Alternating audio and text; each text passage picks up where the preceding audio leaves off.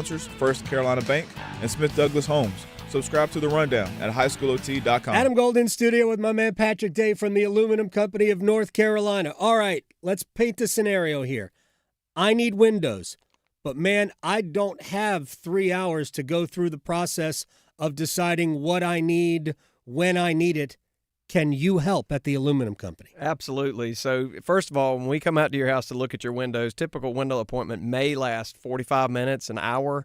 We're certainly not going to make a 4 or 5 hour commitment to talk about windows. We're there to help. Serve dinner last time. Right. Listen, my wife always says, I talk to my wife all the time when we have salespeople, whatever we're doing. And my wife, I tell her all the time, I can't stand salespeople. And she laughs. She's like, you are a salesperson. I'm like, well, the difference is I'm just having a conversation trying to help people get what they want. I'm not there to pressure you. I'm just there to help you get in and out. And it's a pretty quick appointment. It's pretty efficient. So we're there to help you and make it quick. I can vouch for that. The Aluminum Company of North Carolina, online at aluminumcompany.com. Doesn't the North Carolina Education Lottery Winners Club give the best massages? I've never felt so relaxed. Thanks to this month's scratch-offs, this is our life now. It's like winning again and again and again. This month's scratch-offs pack over $200 million in total prizes. The Winners Club awaits. Must be 18 to play. Approximate overall odds of winning range from 1 in 3.49 to 4.37. Problem gambling helpline 877-718-5543. I'm attorney Brian Ritchie. Big truck accidents can cause life-changing injuries, and life-changing injuries deserve life-changing money. I know big truck wrecks, and I know how to fight those big insurance companies. If you've been hurt by a big truck, contact us at ritchielaw.com. I'm on top of it. Broadcasting live from the Lenovo Studios. WCMC HD1 Holly Springs. 99.9 The Fan. The Triangle Sports Leader. Midday on this WRAL weather alert day as a line of strong to severe storms starts to move in from the west. It'll clear the area heading toward dinner time. Overnight, it is quiet and colder with highs only in the 40s for St. Patrick's Day. I'm meteorologist Chris Michaels in the WRAL Severe Weather Center.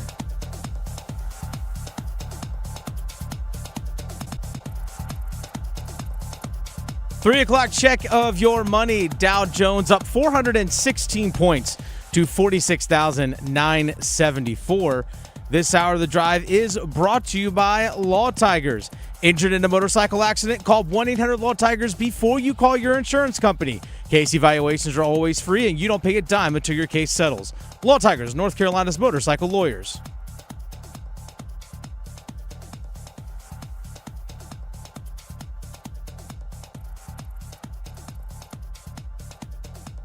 Cameron Boozer, the outlet for Harris. One-on-one with Thomas. Put it off the window. Counted and a foul. Cameron Boozer battling, has the rebound, goes up through contact. Counted and a foul. Evans a three. Got it. Slim. It's his time. Oh, it rattled out. Caden Boozer again on the offensive glass. And Duke has done it again. Their 24th ACC title. They win it 74-70. The Drive with Tim Donnelly on 99.9 The Fan. The Drive with Tim Donnelly, 99.9 The Fan. That's what it sounded like as Duke, as if they needed it, took the ACC's automatic bid into the NCAA Tournament with the ACC Championship. If you have thoughts on Duke winning the championship, if you have thoughts on the NCAA Tournament bracket, which is out there and available after Selection Sunday yesterday, the Canes, Panthers free agency, whatever it is, we will open up the phone lines at 4:15, about an hour and 15 minutes from now. We want to hear from you. Who's going to win it all? What's your Final Four and why? All of those questions. So buckle up for that at 4:15. In the meantime, we'll do our best to give you the ins and outs of what the bracket looks like, and a little bit of ins and outs about what Duke did to win the ACC tournament and more. I'm Tim Donnelly, Dennis Cox producing the show. It is time here on The Drive for the Big 3 at 3.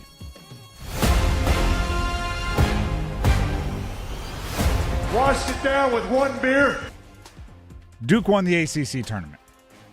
By the way, Big 3 at 3 presented by Maynard Service Company. That is service you can trust. They can do it all. heating, cooling, plumbing, electric, Manor Service Company. Duke won the ACC tournament. To me, the story for Duke was their depth. Perhaps underrated coming in to the game, or coming into the tournament, I should say. When you lose 2 starters, you have to play 3 games in 3 days.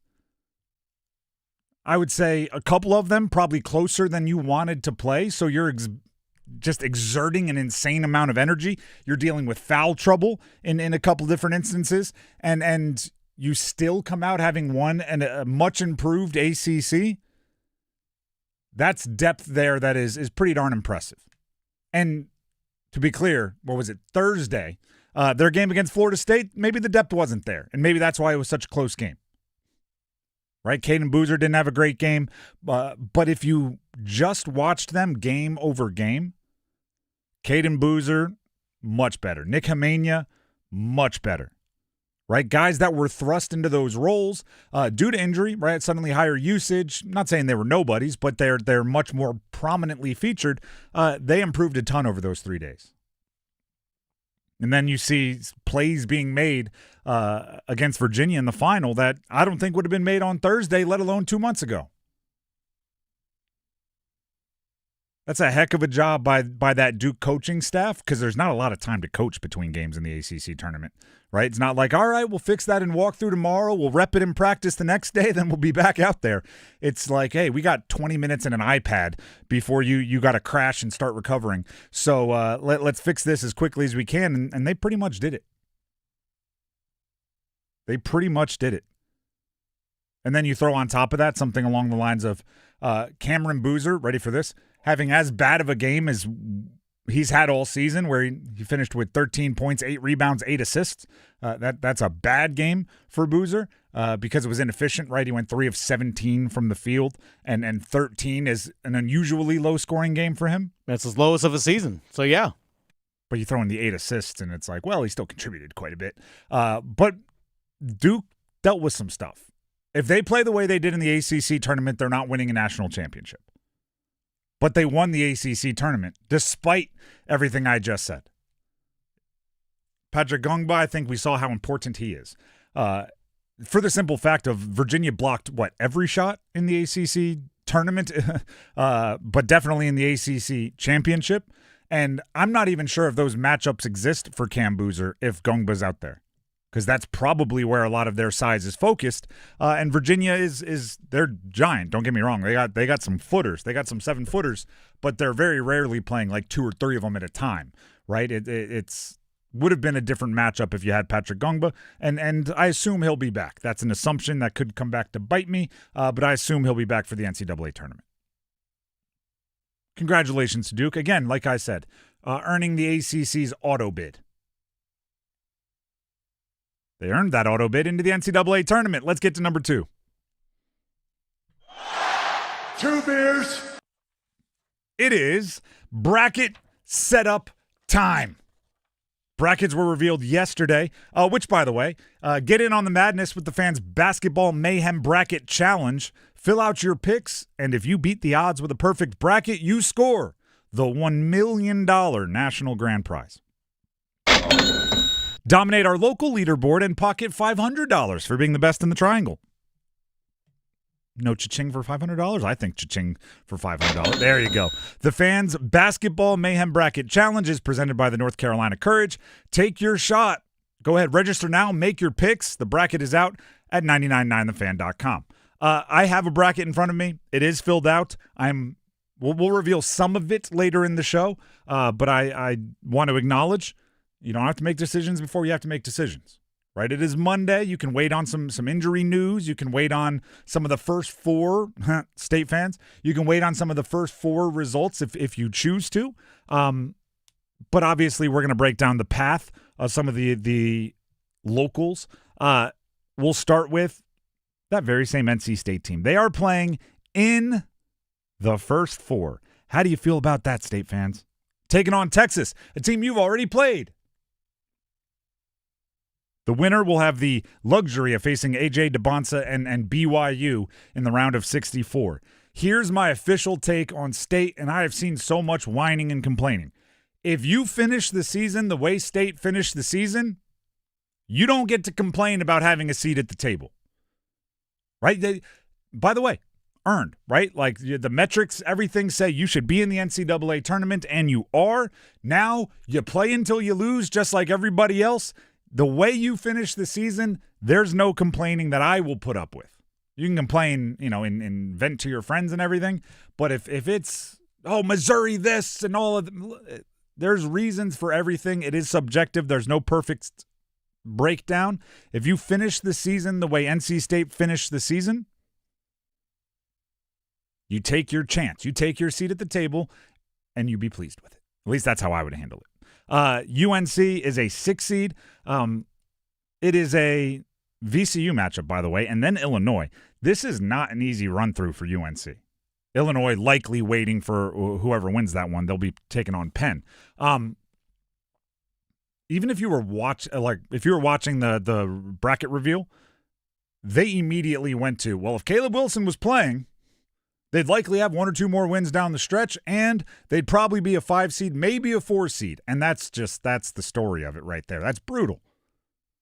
Right? That's not being mad at like the rankers or the committee. That's being mad at the basketball gods for taking a top 5 pick off of your roster. That's just frustrating, and the what ifs will be serious for UNC. VCU's not an easy first-round matchup, not an easy 11 seed, and then Illinois matches up with them in a really rough way. CBS Sports put out like the toughest paths through the tournament, and they mentioned the Carolina path before they mentioned anybody else. That like before they got to any other team, they mentioned what Carolina's going to have to go through. So that's a tough break for them. And then Duke gets the number 1 overall seed, and immediately, what a stacked East. What's the point of being the number 1 overall seed if you get caught in that kind of bracket? Listen, Siena, Jerry McNamara coaching, the 16th overall seed. I don't think you're afraid of Ohio State or TCU very much. Once you get to the Sweet 16, everybody's good. Once you get to the Sweet 16, everybody's good. Oh, they might match up with Pitino. Okay. You're going to have to beat good teams if you want to win a national championship. You're going to have to beat good teams the second weekend of the NCAA tournament, of course, if you're going to win a national championship. They get to play close to home. They get all the benefits. I actually think it's outside of complaining about injury luck, which, I don't know if complaining is the right word there, but talking about injury luck, I don't think anybody has too strong of a complaint to happen, or at least legitimate complaints to have from the local teams. And then finally, let's get to number 3. 3 beers. Carolina Hurricanes beat Tampa on Saturday 4-2. How you like that, Tampa? Now, I know regular season is regular season, but when the trade deadline happened and the Canes didn't make the big all-in move, the number 1 complaint I heard from fans were, you're still behind Tampa. Maybe, but since the Olympic break, they're 2-0 against Tampa. I mean, the Tampa team that's not even first in their division? The Tampa team that's actually been kind of leaking oil recently. There's a lot of losses on that schedule since the Olympic break. And actually, one thing I really liked about that game, as if this is like some under the radar, Aho and Svech getting them started with a little, here you go, now pay the favor back, right? Those two are playing a little back and forth action. Getting those two going, scoring goals, going into the postseason is massive. Now, I know there's still, whatever it is, 15 games left. I don't know exactly. So, you don't want to peak too early or anything like that. But if those two can be scoring a lot of goals going into the postseason, you throw in Jarvis, you get the well-timed Martinook or whoever else wants to throw their little scoring opportunity into the pot as well. I think it's kind of best case scenario for the Canes, because in the postseason your dudes are going to have to show up, and I mean Svech has been really, really good this year. Aho, you know how I feel about his level up. If those two are scoring goals, that top line is scoring goals, takes pressure off everybody. Now, I will add this.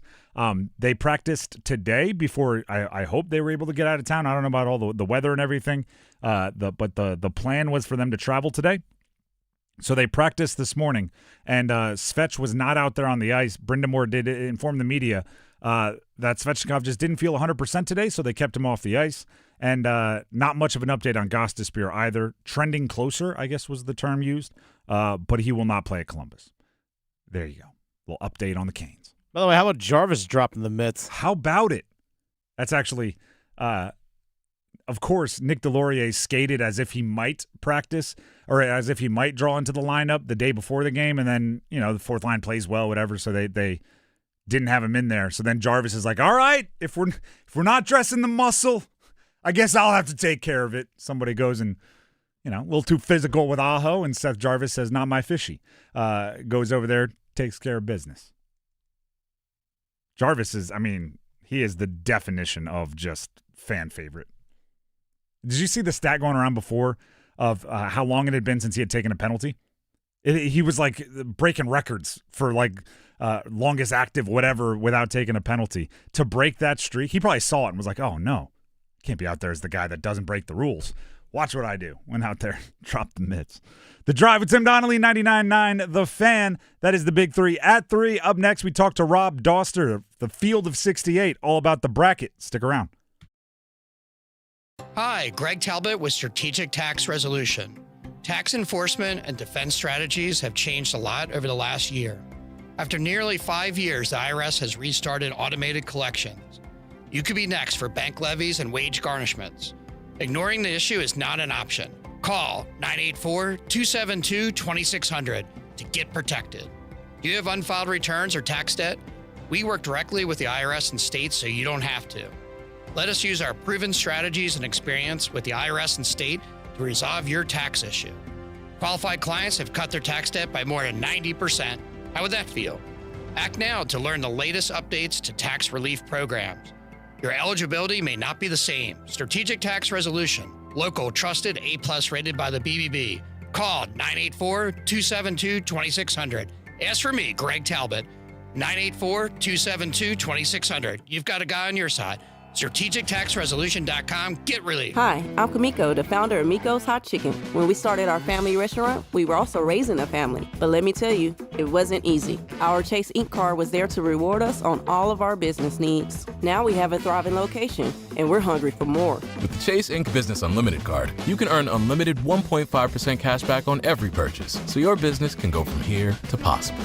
Chase for Business. Make more with yours. Real business owners compensated for their participation. Cards issued by JPMorgan Chase Bank and a member FDIC. Subject to credit approval. Terms apply. Is your heating and air system ready for the warmer weather? Call Newcomb & Company to ensure your system is running at peak performance. As a Comfort Contract customer, you'll get priority service and a 15% discount on all HVAC and plumbing service calls and repairs. Newcomb & Company, your Carrier Factory Authorized dealer, has proudly served our community for more than 70 years, delivering reliable comfort and peace of mind. Call 919-862-3000 or visit newcombandcompany.com. Newcomb & Company, your comfort is our business.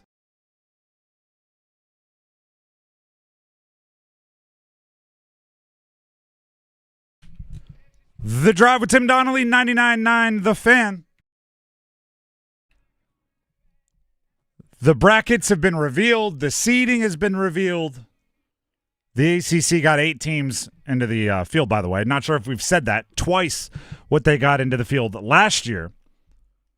And to help us sort through the brackets, I know everybody wants to have the leg up on their office or their family pool. To help you do just that, we welcome on the Heister Automotive Group hotline, Rob Doster of the Field of 68. You can follow him on Twitter or X.com at Rob Doster. That's Dauster. Rob, appreciate you for taking the time. We sat next to each other. Our media row spots were right next to each other at the ACC tournament. So before we get to the big dance, let's talk about the ACC dance. What impressed you most about Duke's run through the ACC tournament and eventually getting the dub? I thought there were 2 things, man. The biggest thing was just Caden Boozer came in and he through the first 30 minutes against Florida State, I think we were all just kind of like, oh, man, not having Caleb Foster, this could be a disaster. What are they going to do? And then he kind of turned around and, he made a couple of big plays down the stretch against Florida State. He had a really good game in the semifinals, and then probably his best game as a college basketball player against Virginia. He kind of, Shire said this afterwards, he put the team on his back in the first half, finished with 16 points, 5 boards, 4 assists, just a single turnover against a really good Virginia team. And They won an ACC tournament championship, which they at this point I think they just need to call that the John Shire Invitational because apparently all he does is win ACC tournaments. But I will say the other part of it was we saw this team come back from deficits, right? And it's not the first time they were down early against Michigan, not a lot, but they were down against Michigan, and they came back and they won that game and. They were down 8 with, I want to say, 9 minutes left to Florida State and go on an 18-2 run and kind of put that thing away. And then they were down 6 with midway through the second half against Virginia. And then they just dug deep and got stop after stop after stop after stop and found a way to be able to win that game, despite the fact that Cam Boozer kind of played like crap, right? 3 for 17 from the floor. I'm exaggerating there, obviously. By his standards. He finished 8 boards and 8 assists. But, he struggled scoring the ball, and it was the first time all year that he looked frustrated and really started to try forcing things offensively. Finished 3 for 17, couldn't figure out again in Yenso, and it didn't matter because he finished with 13 points, 8 boards, and 8 assists in a ring. But we saw Duke do things in this tournament that we haven't seen them have to do throughout the rest of the season, and that matters because you get to March, and at some point they're going to be down at some point to Kansas, right? Mm-hmm. Or to St. John's in the Sweet 16, or maybe Michigan State gets out early on them. They're going to have to find a way to be able to fight back in the Elite Eight. Or you get to the finals and you're dealing with Arizona and you get punched in the mouth and you're up 13-2 and you got to find a way to be able to win that game. It's going to happen at some point. Every champion has a game where it's oh man, I can't believe they were able to get past that. And what Duke showed to me is that they kind of have the how can I say this? The intestinal fortitude to be able to handle getting down and winning a game. What a coaching word, intestinal phrase, intestinal fortitude. It's FCC friendly, baby. That's what I'm trying to do here. When the teams that you brought up that could potentially jump on them, right? I'm going to list the coaches. It's Pitino, it's Self, it's Izzo, all in that East region. Did the committee do them as dirty as Duke fans think they were done dirty by putting some of the more accomplished and quite frankly some of the better teams in that East region? I mean, yes, if you want to, pick nits and complain about it and whine about it, sure, go ahead. But if you look at those 2 seeds, with the way that UConn's playing right now, is there another 2 seed that you would want in your region than a UConn team that has really struggled down the stretch and just got their doors blown off in the Big East title game by St. John's, right? Are you really complaining about a Michigan State team? Yes, they got Tom Izzo. They also don't have an NBA player on the roster. Are you really complaining about that with all the other number 3 teams? Who did you want? Did you want them to put a 7 seed as a 3 and just say, hey, you know what, Duke? We're going to bow down to you because you're the Duke Blue Devils, and we're just going to give you the easiest path possible. If anyone has a beef, it's St. John's. St. John's won the Big East regular season and the Big East tournament and got a 5 seed, where in the second round of the tournament, you got to play Bill Self and Darren Peterson in Kansas. Then in the Sweet 16, you got to play Duke and Cam Boozer, right? And then if you advance past them, what do you got? Another rematch with UConn potentially? Maybe Tom Izzo and Michigan State? If anyone's got beef, it's St. John's because they are the ones that have to deal with Kansas and then Duke. I don't – at the end of the day, you can list off all the coaches that are in that region. Duke's only going to have to deal with 2 of them. I don't think it's really that big of a deal. So I like this. Let's have Rob Doster, the Field of 68, joining us on the Heister Automotive Group hotline. Kind of rank beefs. What about NC State? How strong is their beef that they have to now go to the first 4 in Dayton and face Texas again? Well, you know what you should have done if you didn't want to go to the first 4? Maybe you could have won 2 of your last 7 games instead of just 1. Maybe you, instead of losing your last 4, you lose 3 out of 4. Right? Mm-hmm. I just the teams that are if you're all due respect to Wade and NC State and NC State fans, I get it. But if you're in the first 4, there's a reason you're in the first 4. The only team that really has a beef about being in the first 4 is the one that went 31-1. That didn't lose their first game until the second week of March, and they're in the first 4. That's the only team that's got a beef. If you go 18-14, if you go 20-13, if you're SMU and you lose your last 4 games and you're in the first 4, you should be grateful that you're in the tournament. NC State and SMU would not be dancing if Dayton beats VCU and if San Diego State beats Utah State, right? If you had 2 more bid thieves, they're not even dancing. Don't complain about being in the first 4. Worry about the fact that you lost all those games late in the season. That's why you're in the first 4. I don't think this next one is about beef. It's more anger with like the injury gods. But UNC coming in as a 6 seed, they get VCU and then potentially Illinois. Are those matchups as tough, kind of just person-on-person, matchup-on-matchup for UNC as they seem to me? Yeah, I think VCU is going to win.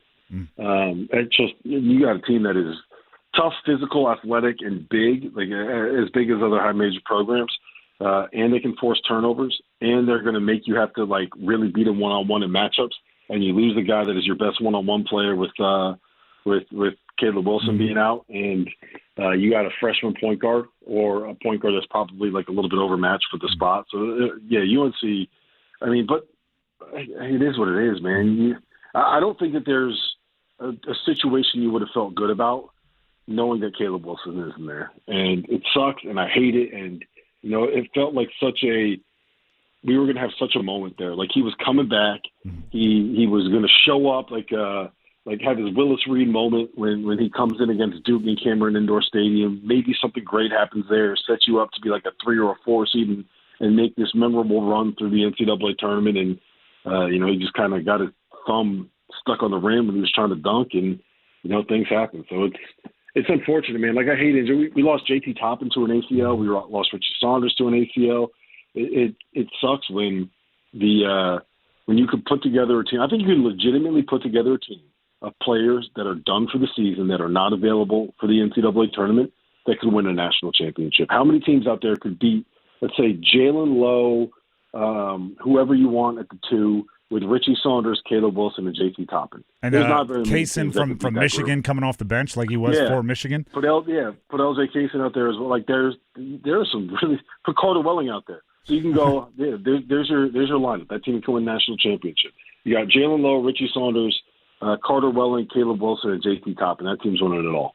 Rob Doster, the Field of 68, connecting us here on the drive on the Heaster Automotive Group hotline. All right, Rob, I saw you've already done like live on-air full bracket fill-out, so we're going to help our listeners here. Give us some of your favorite dark horses. If there's going to be a Cinderella, who do you think it might be?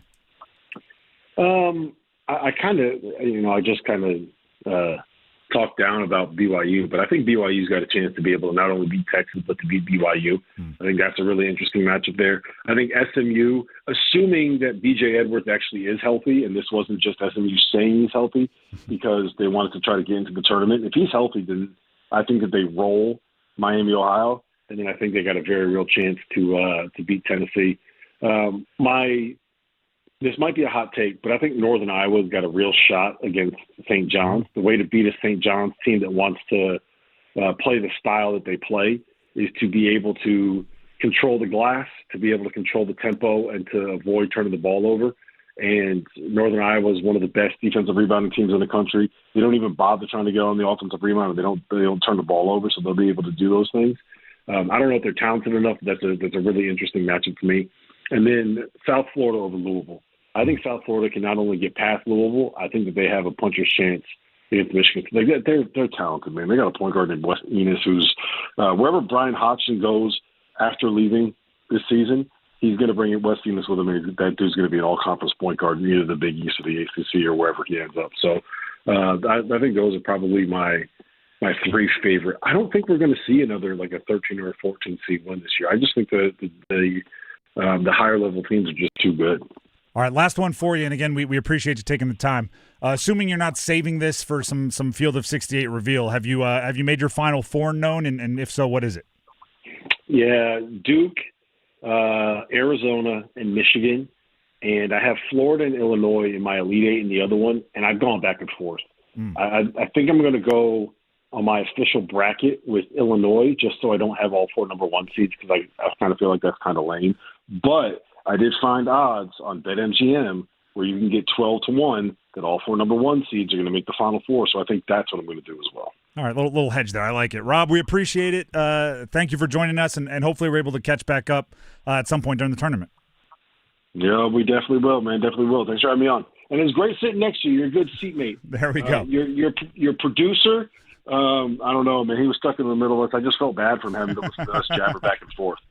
He did all right, but we appreciate it, Rob. All right. He held his own. There you go. Exactly. We'll catch you next time. Appreciate you guys. Thank you.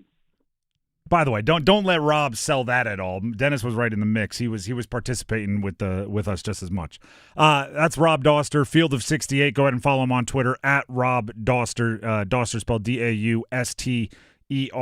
That could be a good primer for you, right? Just to get your juices flowing, the wheels cranking a little bit for your bracket, assuming you're filling one out like so many people do. The Drive with Tim Donnelly, 99.9 The Fan. Before we move on, Tim Donnelly here for Miller Lending. Guys like who we just talked to and many others, they're going to be crisscrossing the country as we will as well, covering the big tournament, right? And here's the deal. Anytime I'm in another place, I can't help but bring up the apps and look up the real estate because you want to know how much this house is worth. What would your house be worth in this market? And then you go to what would the monthly payment be, right? Those little calculators, and you go, ooh, interest rates. Well, Miller Lending wants to take that, ooh, and make it a little less painful, right? If you're looking to move, if you need to move, job, family, whatever reason, Miller Lending offers something they call a no-cost loan. That's no closing costs. And what it does is it allows you to take advantage of a volatile market. If rates are low or lower than they've been or lower than they were when you locked in your mortgage, you might be going, well, I don't want to refi now. What if they keep going down? I want to time this perfect. No, timing perfect is too difficult. Instead, no closing cost loan right now. If they continue going down, do it again and again and again. There are people here in the office that have done it a whole bunch of times. I'm jealous because that means each time their monthly payment got lower and there was no closing costs. So give them a call if you have any questions about how you can do the same. Miller Lending, 919-447-3377. That's 919-447-3377. Or visit them online, millerlending.com. Once again, that's millerlending.com. Miller Lending is an equal housing lender. NMLS number is 250-2146. We'll take a break when we come back. Dean's List time here on The Drive. Don't go anywhere. It's bow time. Finally, lunchtime. I'm starving. What's that? This is the Bojangler from Bojangles. Ooh, with the same bold flavor as their chicken? The same. And fries. The same. Huh. Well, I've got a PB&J. Yeah, that's not the same. A crispy fish fillet dusted in Bo's famous seasoning. With cheese and tartar sauce on a fluffy bun, the Bojangler's back. Hook one while you can. It's bow time. There's bow time, and then there's Bojangler time. You heard right. The Bojangler fish fillet sandwich is back for limited time at participating Bojangles. A light, flaky, perfectly seasoned fish fillet with lettuce, cheese, and tartar sauce tucked inside a bun.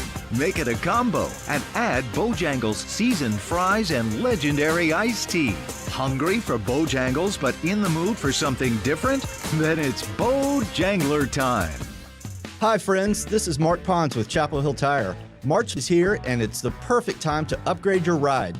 Right now at Chapel Hill Tire, get free installation when you purchase a set of Michelin, Pirelli, and Uniroyal tires. That means expert installation from a team that takes pride in the work so you can drive with confidence all season long. With 13 locations across Raleigh, Durham, Chapel Hill, Carrboro, Apex, and Cary, there's always a Chapel Hill Tire close by. Schedule your appointment today at chapelhilltire.com and drive happy. Jackson Hewitt has a great tax prep deal, $149 or less. Missing out is like ignoring the check engine light in your car. You'll regret it.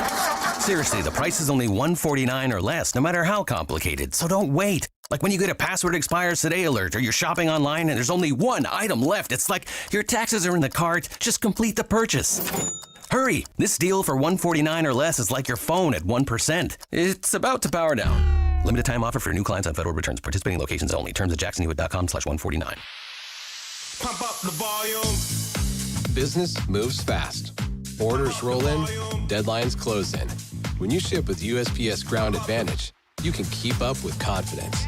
Every package stays in our secure network from dock to door. And with nationwide reach, dependable tracking, and upfront affordable pricing, you get built-in peace of mind. You run the business. We run the routes. Visit USPS.com/Ground Advantage to learn more.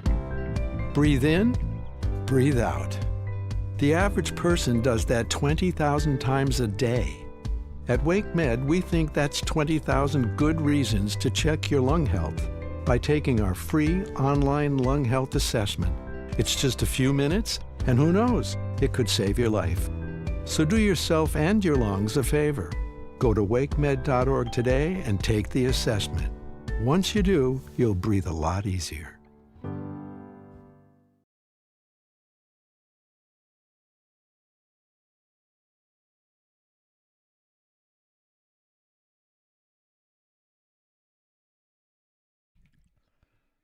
The Drive with Tim Donnelly, 99.9 The Fan.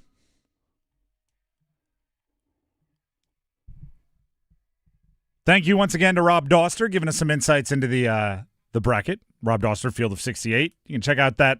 You can rewind on our YouTube live stream. I'm sure it'll be posted, the interview, on YouTube and on the app and everything else, the podcast, shortly. So you can check that out if you want some, as I often do, and as I think many often do. Just give me a little. Just give me enough to be dangerous on my bracket, right? Just give me a little. Let me know a dark horse you like. Just give me enough, right? We all can't watch every team. Field of 68 can. So just give me enough to be dangerous in the brackets. I don't have or the regions I don't have a super favorite. The Drive with Tim Donnelly, 99.9 The Fan. Coming up right now here on The Drive, just like every day, it's time for the Dean's List. So let's go ahead and put class in session. What the bell is for. The Dean's List. I'll get it started. I do think we have to start here. How about just Duke athletics? ESPN said it on the broadcast. It's been confirmed by a bunch of different stat heads. Duke became the first school to win the ACC football, men's and women's basketball championships in the same school year.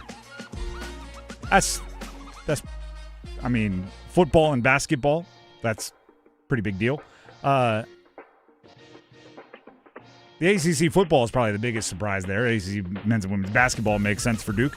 But that is pretty darn impressive. So, never been done before, all that kind of stuff. So if you're breaking new frontiers for winning championships in your conference, you're gonna end up on the Dean's List. So congratulations to everybody involved. And I could tell Manny Diaz was having a good time. He was sitting there watching and tweeting away all the praising the athletic directors and just all kinds of stuff of like, we're part of this little trio of winners that has never been seen before. Caden Boozer, Luke Murgott, how about it? Like, there was just a lot of good vibes from Manny Diaz watching the Duke basketball complete the trio. More Dean's List. Oh, by the way, if you have any reactions to this, the bracket, Canes over the weekend, NFL free agency, whatever it is, there is a Monday Soundoff coming up at 4:15. So be prepared for that. All your takes, keep them, write them down if you need to remember them. We'll open up the phone lines at 4:15. More Dean's List. I'm putting Queens University on there yet again. Made the NCAA tournament. They are a 15 seed. They'll be facing off against number 2 seed Purdue, Queens University from Charlotte. You ready for a fun fact? This is a good bar bet here. Queens is the first school beginning with a Q to make the NCAA men's tournament. Take that, Quinnipiac. Quinnipiac had a 25-year, I guess it would be, 25-year jumpstart on being a Division I basketball program. Queens said, we got it. So, name all of the teams that have made the NCAA tournament whose university starts with a Q. Queens University. That's it. Right? Little brain teaser for your buddies at the bar. Dennis, do you have any Dean's Listers you'd like to throw out here? I do. Actually, I'll throw up, talking about former Duke guys. Former Duke guys on the Dean's List, like Nolan Smith, the coach at Tennessee State, is the head coach there. They're in the NCAA tournament, so Nolan Smith. And also former basketball player TJ Power. Former Duke player. I have him on mine as well. Oh, you do? Okay, so he played at Duke his freshman year a couple seasons ago. Last year was at Virginia. Then he decided to transfer to Penn in the Ivy League. And this guy's just hitting buckets, like game-tying three-pointers with a second left in the Ivy League championship game. And his Penn Quakers go on to win the Ivy League championship in overtime over against Yale, against the Bulldogs. So TJ Power, congrats to him. He makes the Dean's List. By the way, in that game against Yale, 44 points.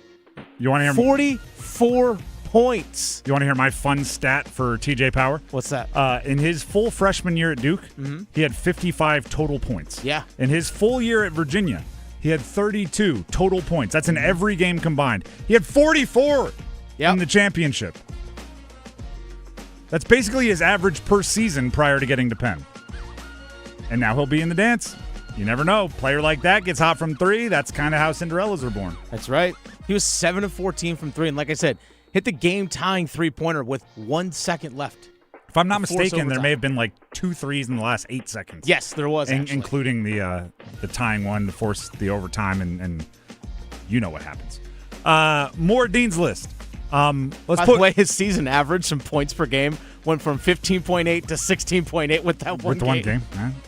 Yeah. 44 is a lot. Oh, yeah. How about women's basketball in the Triangle? State, UNC, Duke all making the bracket. State's a 7 seed. They're taking on Tennessee.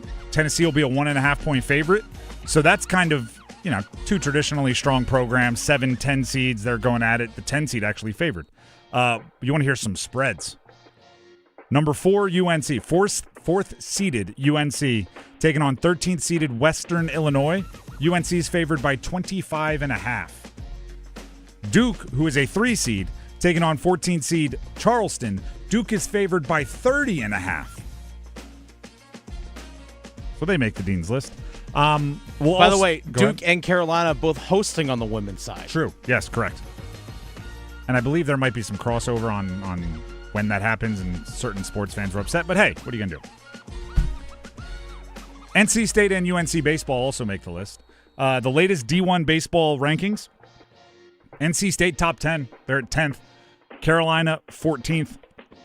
But you ready for some ACC just ridiculousness? Georgia Tech's ranked 3rd. UVA 9th. As I said, NC State 10th. Florida State 11th. UNC 14th. Clemson 19th. Wake 24th. They're all over the top 25.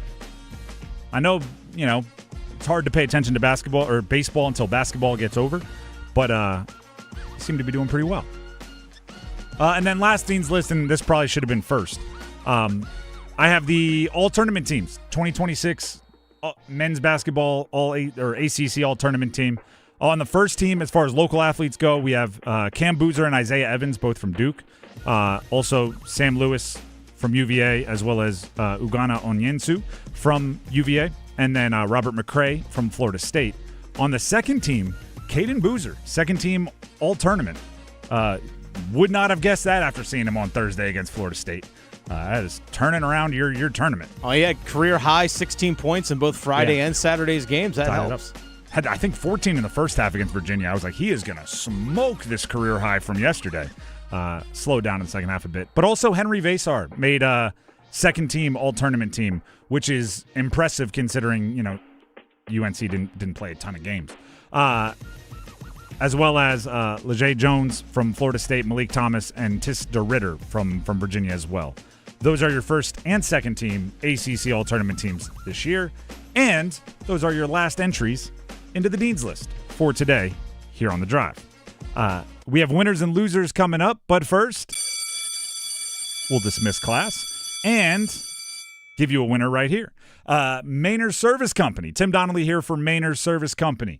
Right, to be an all-tournament player, got to do it all. Maynard Service Company, they're an all-tournament service company. Heating, cooling, plumbing, electric. That's great defense, scoring, passing, rebounding. They do it all. So if you have something going on in your house, and by the way, you can set up maintenance schedules. You can set up service schedules that are just recurring, but don't be afraid. Don't be alarmed to make a call if something doesn't feel right, right? If you're as it starts to get a little warmer or as it starts to get a little cooler, because it does both at this time of year in North Carolina, if your heating system or cooling system isn't working as quickly as it usually does, if you're hearing something funny with your plumbing, don't be afraid to give Maynard Service Company a call, right? They'll come out, they'll check it out, and they'll make sure everything's running smooth. Obviously, if there's an emergency, right, your ceiling's leaking, something like that, it's definitely a time to call Maynard Service Company. 24 hours a day, 7-day-a-week service, 365 days a year, all across the triangle. But the little things that seemingly you just want to ignore, don't ignore them. Call Maynard Service Company. The number, 919-361-0993. That's 919-361-0993. Or visit them online, MaynardServices.com. That's MAYNOR Services.com. We'll take a break. When we come back, as promised, winners and losers. Stick around. Why'd I go to the doctor?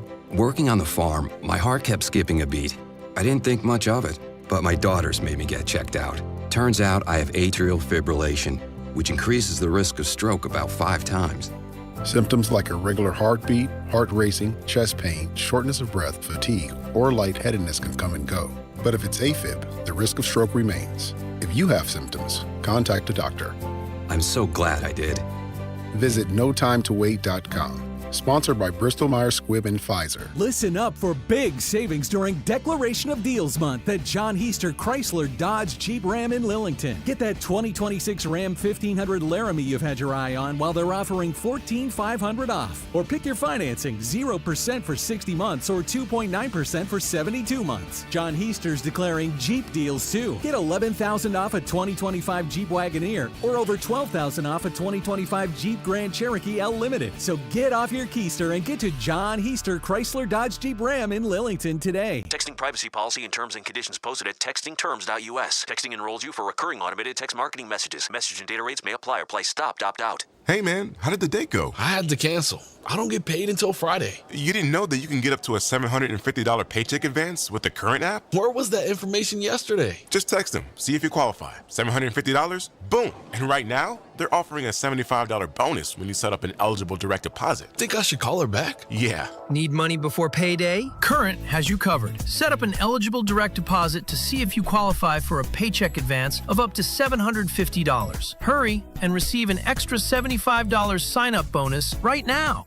Text BETTER to 323232. That's BETTER to 323232. BETTER to 323232. Paycheck advance is offered by Fineco Advance LLC, a financial technology company, not an FDIC-insured bank. Eligibility and available amounts may vary and are subject to change at any time. For full terms and conditions, visit current.com/radio or call 1-888-851-3177 for more information. Hey, what do you say? John Forsland here from my friends at Buffalo Brothers. It's the best time of the year for college basketball, and Buffalo Brothers is a slam dunk. Best place in the Triangle to watch all the big games. They always have great drink specials, and check this out. Every Monday, half-price wings all day. That's half-price wings all day Monday. Dine in only. Now that's a deal, baby. Check out any of their 5 Triangle locations or online at buffbrothers.com. Aw, man, now I want wings. Hi, Greg Talbot with Strategic Tax Resolution. Tax enforcement and defense strategies have changed a lot over the last year. After nearly 5 years, the IRS has restarted automated collections. You could be next for bank levies and wage garnishments. Ignoring the issue is not an option. Call 984-272-2600 to get protected. Do you have unfiled returns or tax debt? We work directly with the IRS and states so you don't have to. Let us use our proven strategies and experience with the IRS and state to resolve your tax issue. Qualified clients have cut their tax debt by more than 90%. How would that feel? Act now to learn the latest updates to tax relief programs. Your eligibility may not be the same. Strategic Tax Resolution. Local, trusted, A+ rated by the BBB. Call 984-272-2600. Ask for me, Greg Talbot. 984-272-2600. You've got a guy on your side. StrategicTaxResolution.com. Get relief.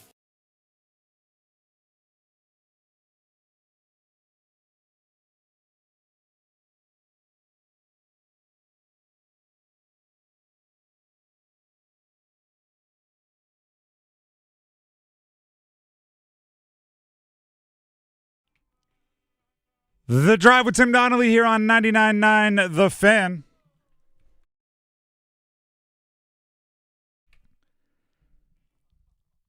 It is a great time of year.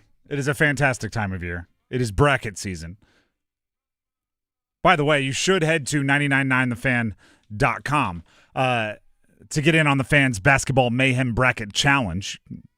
Score a perfect bracket, you'll score the $1 million national grand prize. If you dominate the local leaderboard, you could win $500 for being the best in the Triangle. The Fans Basketball Mayhem Bracket Challenge is presented by North Carolina Courage. Again, you can register, make your picks at 999thefan.com. Your favorite 99.9 The Fan personalities will be in the mix. We're all going to make our picks. You'll see them on there. We'll be on the leaderboard, so you can compare yourself against us and tell us what we do know or don't know. I do know many of you enjoy telling us what we don't know more than what we do know, but hey, to the victor goes the spoils is how I always believe. So you better beat us if you're going to talk trash. The Drive with Tim Donnelly, 99.9 The Fan. Let's go ahead and fire up winners and losers. This team will never lose again.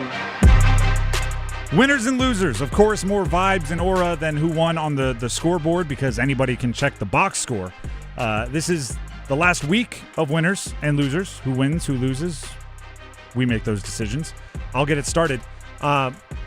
Winner, I'm putting Dan Morgan, Panthers GM. I truly believe that if you were to go look at his internal rankings, their front office rankings, that the Panthers found a way to sign their number one free agency edge rusher, their number one free agency off-ball backer, and their number one free agency offensive tackle. And those are three of the biggest needs that they had on their board.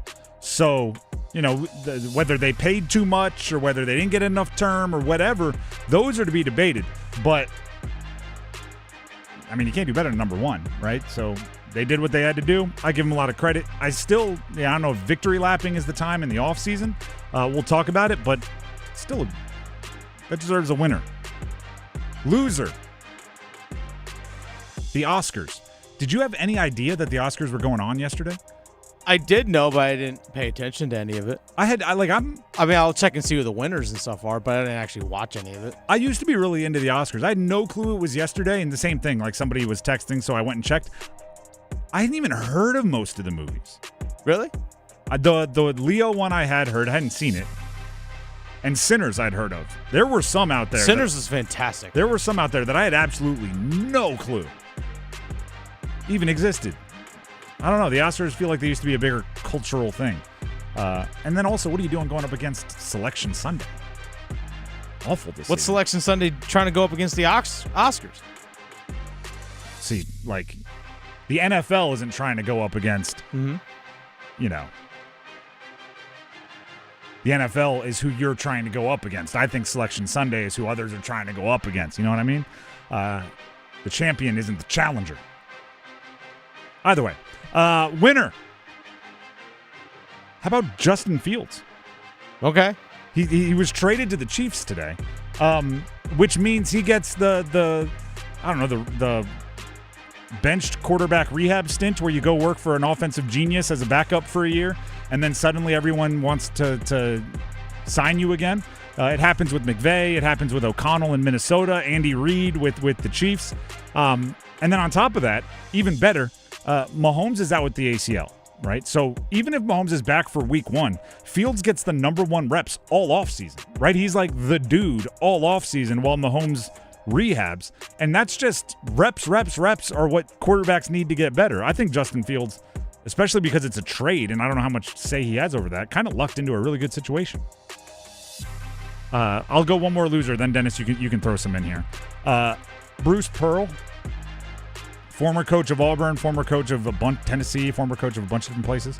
There has to be some awareness, okay? Bruce Pearl now is on TV, CBS, right? He's raving about Auburn getting into the tournament, saying they need to, their schedule this, all this stuff. You have to acknowledge how it looks. He's still being paid by Auburn, by the way. And his son is the head coach of Auburn. And he kind of forced them to hire his son by when he decided to retire. Listen, I would advocate for my kids. I would be on TV saying they deserve this, they deserve that, because family comes first always. But I would also have a little bit of awareness on how it looks. And he just has absolutely none and just keeps getting more and more mad at everybody. You got to have some sense of the moment. Maybe, hey, I know I'm biased. Say that once or twice. Goes a long way. Dennis, do you have some winners and losers? I do have a couple winners and losers here. I should say winners, I should say. Max Brackets, Maxitology, Max Gorin, our in-house Maxitology, our bracketology expert, got all 68 teams in the field correct in his predictions. All 68. And he's done some deeper dives on how accurate his seeding was and everything else. He's done well. I think he said he got 52 of the 68 seeded exactly. You want to know how detailed Max is? How? He put out a full ranking of the first round time windows. Yeah. For how entertaining he thinks they're going to be. Okay. Thursday, early afternoon, most entertaining window. Thursday evening, second most entertaining window. Friday, late afternoon. Like, he puts them all in order based on almost like if you have to get some chores, Friday late night, Thursday late night, those are the times where, if you got to go clean the bathrooms, do that. Don't miss an early afternoon. Like, he ranked them that aggressively. So Max is in deep in the bracket world. All right, my next winner, Michael B. Jordan, for winning the Oscar for Best Actor in Sinners. He was fantastic in that movie with both roles that he played. And loser, the Oscars, for not picking Sinners as the best picture. They chose one battle after another. I saw both those movies in theater. Sinners by far the better movie. I wish I could jump on some kind of bandwagon with you. I'll just take your word for it. I did hear that the Leo movie was not very good. I saw it. It was good. It dragged in parts. Really did.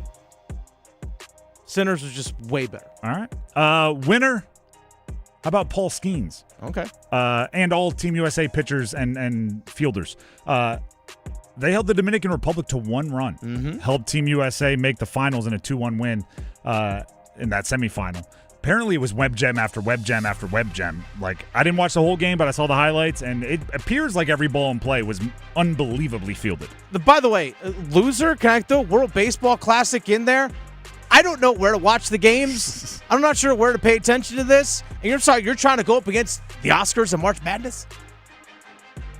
You're trying to go up against March Madness. And Come on. Japan's out now, so you don't even get Shohei verse. Yeah. I'm like, wait, where are these games being played? What channel are they on? I don't know. More winners and losers. Loser, Virginia Tech basketball. They preemptively turned down the NIT. Pre-selection Sunday. Of course they did. Obviously, they weren't going to the NCAA tournament, but you'd think you'd wait. But it gets worse.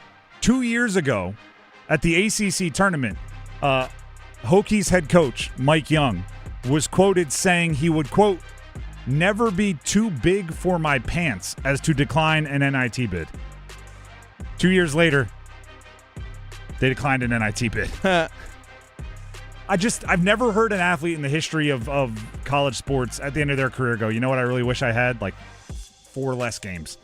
I don't care if you're injured. I don't care if guys are like, there's somebody on that bench that wants those minutes, and go give them the opportunity. They practice just as hard as everybody else. Oh, by the way, Wake Forest, a 1 seed in the NIT. There you go. Go Wake. Steve Forbes doesn't turn down opportunities to hoop. I hope he hasn't in the past, because that would make me sound ridiculous. Last winner here. Nick Scott, Panthers safety. Oh, I actually have a couple more names to throw on that, but go on. Okay. As well as Peyton Wilson and Drake Thomas, former NC State linebackers. Those are the ones I was thinking of. They all made at least $1 million in the performance-based pay in the NFL from 2025. A lot of people don't know this. There's this like $400 million slush fund that the NFL, which has negotiated it with the Players Association, give to essentially players that outperform their contract in the NFL. If you're on a 5th-round rookie deal and you play every snap and produce on a good defense, they just go, yeah, you probably should have made more, and there's some equation, and they just give you like $1 million. $542 million in performance-based pay. It's going up. I remember some of my teammates, we would just like, it would get passed around the group chat, just like, oh, they got $600,000 today because they weren't paid enough. I'm like, why doesn't every industry have this? Just a little like, oh, you did really good. Here you go. Negotiated by your union. You have to receive this. Like, this isn't out of the goodness of your boss's heart. This isn't a bonus. This is, here you go. You've played X amount of snaps more than your salary says you should. Here's $300,000. Nick Scott, Peyton Wilson, Drake Thomas all woke up with just $1 million or more. Must be nice. Here you go. Thanks. By the way, I'm going to pay off the house. Yeah. One more winner. USA sled hockey. Taking home gold. What is that, 4 straight now? 5. 5 straight. Look at that. At least one of them is from the area. Yes. I apologize for forgetting his name, but I did see it, and it's coming back to the area, so him and Jacob Slavin can get together, have a little gold medal party. There you go. The Drive with Tim Donnelly, 99.9 The Fan. That's winners and losers. Up next, we do have football at 4. And don't forget, we are opening up the phone lines at 4:15 for Monday Soundoff. So collect your thoughts. We want to hear from you on the phone lines in a little over 15 minutes. Stick around. Life's great stories are built on yes and. Yes to the big game and the private suite. Yes to the beach and sailing offshore. Yes to traveling the country and exploring new ones. With the new Millionaire for Life from the North Carolina Education Lottery, you can say yes to $1 million now and every year for a lifetime. Millionaire for Life. Winning is just the beginning. Drawing 7 days a week. Must be 18 to play. Approximate overall odds of winning are 1 in 8.47. Problem gambling helpline 877-718-5543.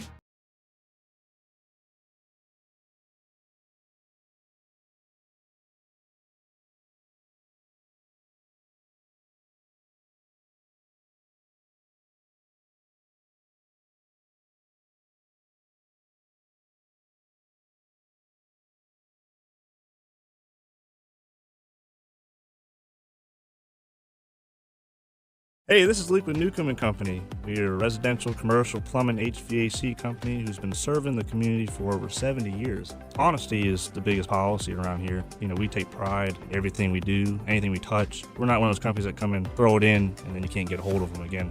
We're there with you hand in hand. Here at Newcomb & Company, what stands apart from other companies is we actually do more than just AC and heat pumps. We do boilers, geothermals, furnaces, radiant floor, anything that is odds and ends that nobody else can touch is what we thrive on. At Newcomb & Company, we do same-day service. That's also another thing that helps us stand apart from other places is we do same-day service because we have enough professionals to get out to these houses to solve what the problems are. And we're on 24/7 on emergency basis, weekends, nights, holidays, you name it, we're there. Newcomb & Company, your Carrier factory authorized dealer. Call 919-862-3000 or visit newcombandcompany.com. Newcomb & Company, your comfort is our business. I'm attorney Brian Ritchie. Workers' comp can be tricky, but my law firm will be on top of all the complicated paperwork and sneaky deadlines so that all of your I's are dotted and T's are crossed. If you've been hurt on the job, I'm on top of it. Contact us at ritchielaw.com. Broadcasting live from the Lenovo Studios. WCMC HD1 Holly Springs. 99.9 The Fan. The Triangle Sports Leader. Midday on this Monday, WRAL Weather Alert Day as a line of strong to severe storms comes in out of the west as we go from midday through the early portion of the afternoon. Later this evening, rain and storms clearing the area. We're much colder St. Patrick's Day. I'm meteorologist Chris Michaels in the WRAL Severe Weather Center. 4 o'clock check of your money. Dow Jones up 387 points to 46,946.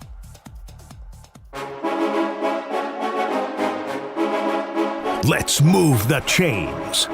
Time for football at 4. The Drive with Tim Donnelly, 99.9 The Fan.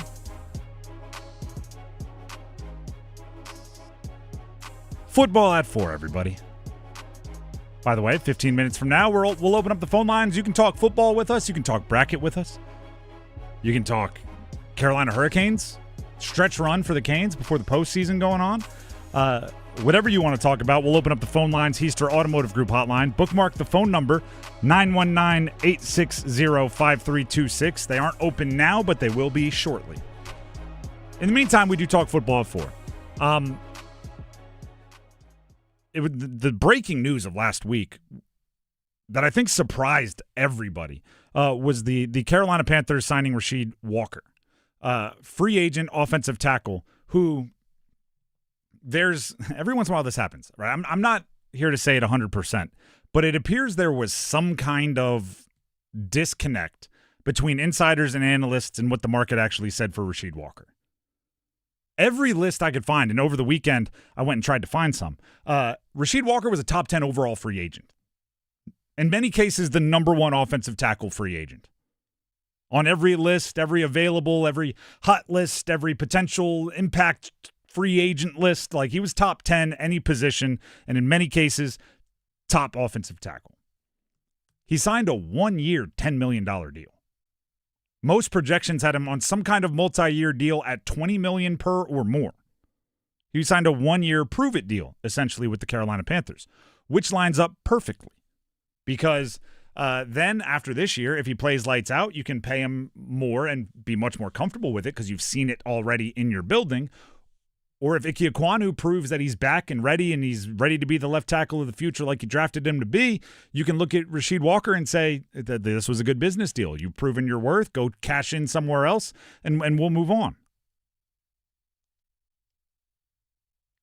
So that alone, just hearing ESPN top available free agent number 5 at all positions, signs with Panthers at severely below projected value, really got Panther fans in their bag, if you will. Now, I love this offseason as much as anybody, okay? And that's not to say I love each individual player, each individual contract, but I like everybody said, hey, you need edge rusher? They got an edge rusher. Hey, you need off-ball backer? They got an off-ball backer. Oh, look, with Icky's injury, you probably need to think about having somebody you can start at left tackle this year. They got somebody they can start at left tackle this year. You're not going to agree with anybody on everything, but you can agree on the to-do list. And they achieved it all. Here's my warning. Taking victory laps for winning the offseason is notoriously a shaky idea. Okay?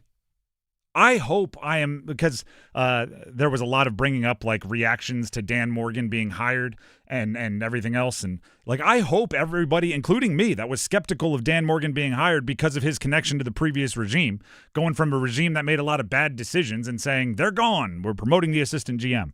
That's inherently going to bring upon some trepidation. I hope we were all extremely wrong for having any kind of what are we doing here feelings. But you don't make those decisions in March.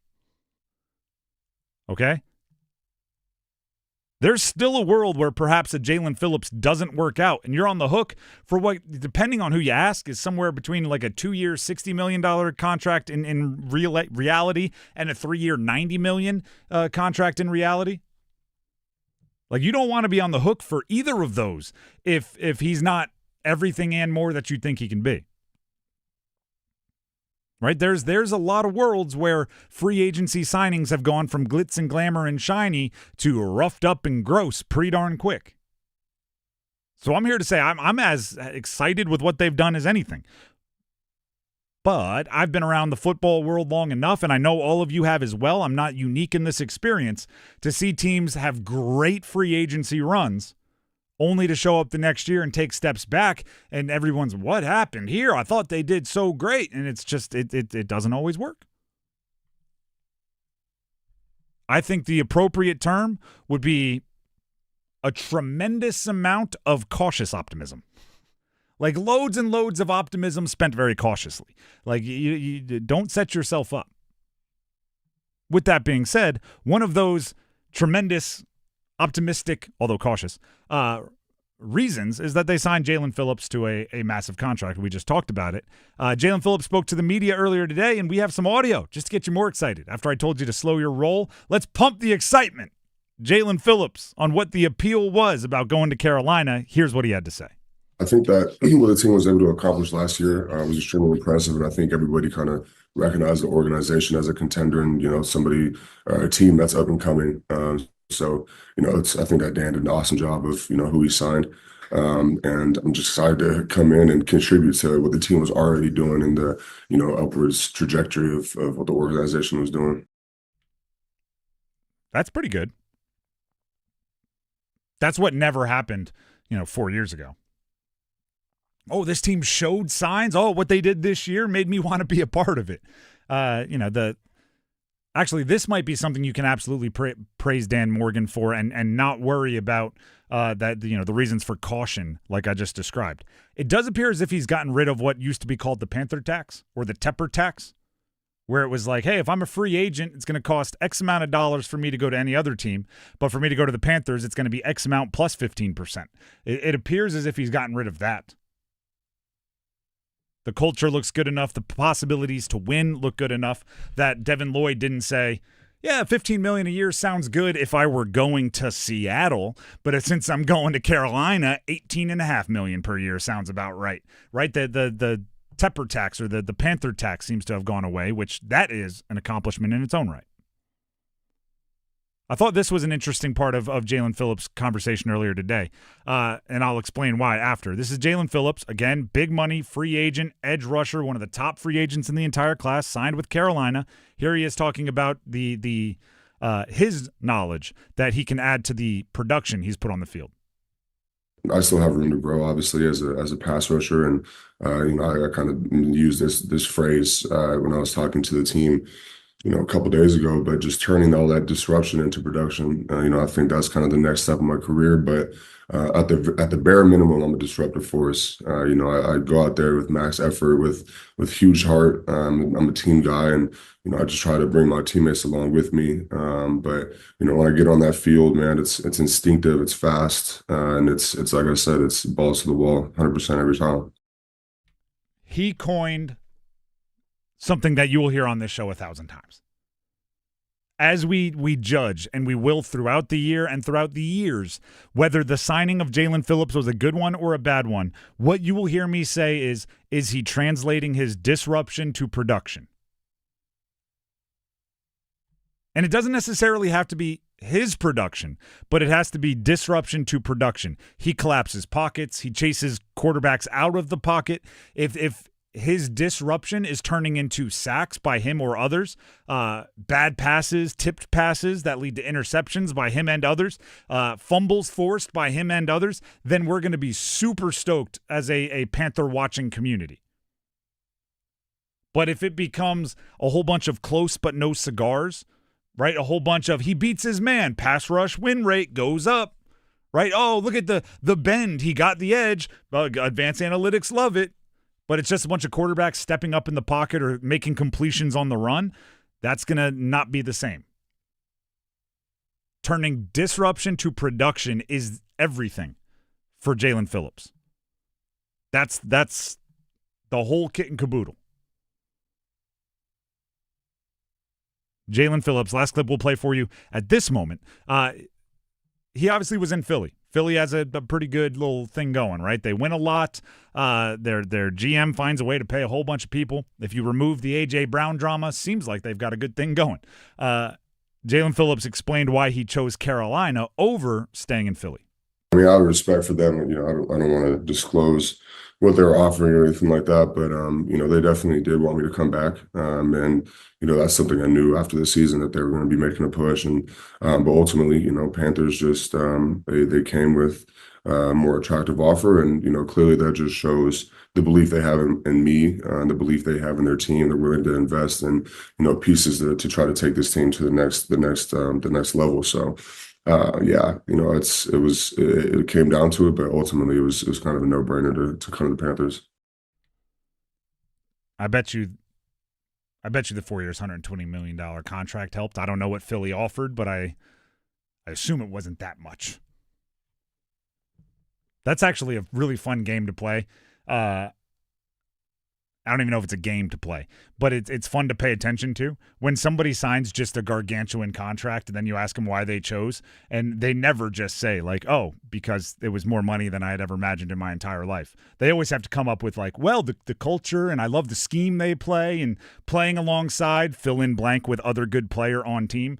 They'll do some real improv activities, like it's Who's Line up there trying to explain why they chose the spot without having to say, have you ever seen $100 million? My agent told me it was $120 million, and I said, listen, I love Philly, but Carolina, it's a barbecue. It's Here the weather's Brown. Nice. I've always been a Carolina Hurricanes fan. It's like you don't even watch hockey. No, but $120 million. I am now. So I've heard they like it around there. It's money talks. And he's going to be a prominent number one edge rusher, which is a lot of dreams coming true for that guy, I assume. Remember his first sack of the season actually came against the Carolina Panthers. Well, last year. Was it in Carolina? It was. There you go. Returning from Miami. Returning to the moment. Oh yeah, that was a fun game. He probably thought they had that one for a second. Do you see the mic'd up after the game of him? No. I don't even know who he was dapping up. I was kind of watching it in the background.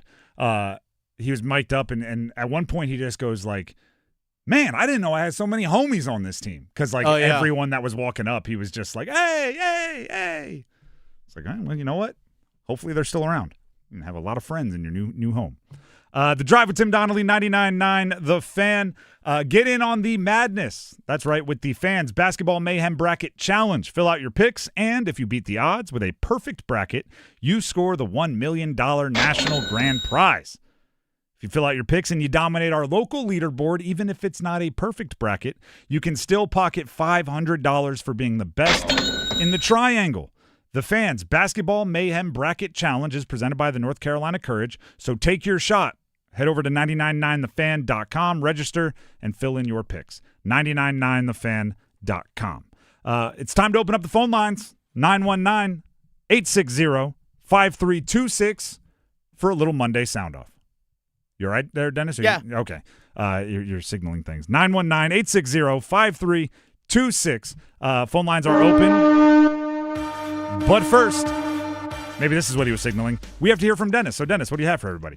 I do. Dennis Cox here real quick for my good friends over at Law Tigers. I know the weather today, well, it's kind of crappy. Let's be honest. Let's call it what it is. But that reminds me as a motorcycle rider to always make sure and understand that weather patterns can be just all of a sudden. They kind of come out of nowhere. So as a motorcycle rider, make sure you always have an out. Always have an escape. In case the weather turns bad, is there a parking deck nearby? Is there an underpass that you can get underneath to protect yourself and let the weather pass by? Always have an understanding of where your outs and escapes are. But unfortunately, accidents can happen on the road, especially on when weather's bad and people aren't paying attention on the road. Sometimes things can happen in a negative way for you. And if you're injured in a motorcycle accident, call 1-800-LAW-TIGERS before you call your insurance company. Case evaluations are always free with Law Tigers, and you don't pay a dime until your case settles. And here's the thing. Law Tigers, they are part of the motorcycle riding community. They're there to fight for you. Insurance companies want to give you the least amount possible, whereas Law Tigers, they know what your bike is worth, your gear is worth, and what it's like to go through after an accident. So that's why you give them a call, 1-800-LAW-TIGERS. Law Tigers is a network of independent law firms who are members of the American Association of Motorcycle Injury Lawyers. Law Tigers is not a law firm. The Drive with Tim Donnelly, 99.9 The Fan. We'll be back with the Monday Soundoff. Call in now, 919-860-5326. And if you don't get through, keep calling. Lines will open up, 919-860-5326. Whatever you want to talk about it, whatever you want to talk about, we want to hear about it. One more time with the number, 919-860-5326. Monday Soundoff next. Evan, Canty, and Michelle are unsportsmanlike. At some point, it gets to be too good of an offer to pass up on. And I'm just pointing out the fact that if the Jets are insistent on getting a quarterback in this draft, they have all the ammunition they would ever need.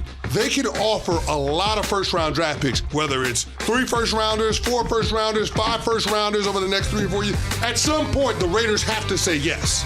Mornings from 6 to 9 on 99.9 The Fan, the Triangle Sports Leader. Okay, I have to tell you, I was just looking on eBay where I go for all kinds of things I love, and there it was. That hologram trading card. One of the rarest, the last one I needed for my set. Shiny like the designer handbag of my dreams. One of a kind. eBay had it, and now everyone's asking, ooh, where'd you get your windshield wipers? eBay has all the parts that fit my car. No more annoying. Just beautiful. Millions of finds, each with a story. eBay. Things people love. Drivers who switch their home and auto with Progressive could save money and time. Other things try to do this, but they really don't. Like the touchscreen at fast food places. It's not like you save time because it takes you longer to use a touchscreen than, I don't know, someone who works there. And another thing, you'd think it would save money because they're not paying a cashier, right? But no, same price. Also, why is there an option to tip? Who am I tipping? Exactly. Anyway, even if you can't save money and time with some things, you could with a Progressive home and auto bundle. Progressive Casualty Insurance Company, affiliates, and other insurers not available in all states or situations. You keep your truck tuned up, your golf swing dialed in, and your sports knowledge sharp. But what about your smile? At Chapel Hill Family and Cosmetic Dentistry, Dr. James Ferguson leads a team focused in advanced cosmetic dentistry and full mouth rehabilitation, helping you completely transform your smile using cutting-edge technology like 3D imaging, digital smile design, and modern implant techniques. Every treatment plan is personalized for the best possible result. Request your consultation at chapelhilldds.com. Stop letting high interest debt weigh you down. Pay it all off in days with Loan Pronto's Rapid Equity Loan. It's a completely hassle-free way to cash out your home equity with no appraisals, no paperwork, no waiting. Hey, it's Dennis Cox from 99.9 The Fan. Loan Pronto's Rapid Equity Loan uses AI-driven tech to get you approved for cash out in as little as 1 day with a rate that's at a 3-year low. One client just got $100,000 approved in under 24 hours, wiped out all their credit cards, started a home improvement project, and cut their monthly expenses by $1,500. Call Loan Pronto now and see how much cash you can get. No hard credit pull up front. And imagine this time next week, you could be credit card debt free. Loan Pronto, A+ rated by the BBB with nearly 2,800 5-star Google reviews. Call 919-381-1760, loanpronto.com. 919-381-1760, loanpronto.com. Equal housing lender, NMLS 1661781 on approved credit. Visit NMLSconsumeraccess.org.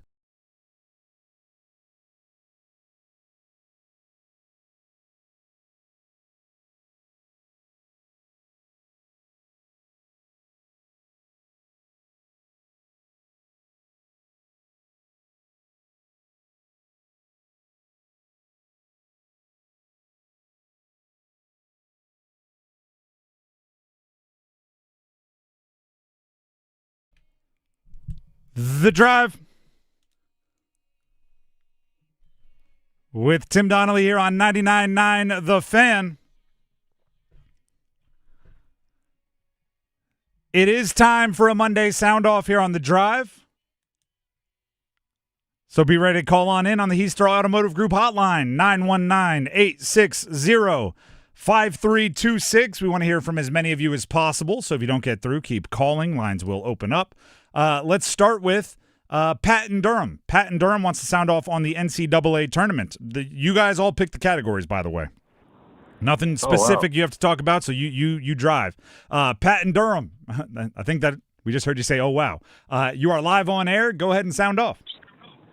Hey, great show. Enjoyed listening to you in the afternoons. Couple of things. First off, I thought maybe the ACC, they got some pretty rough games starting off the bat, but I guess a lot of conference do. They have the same problems.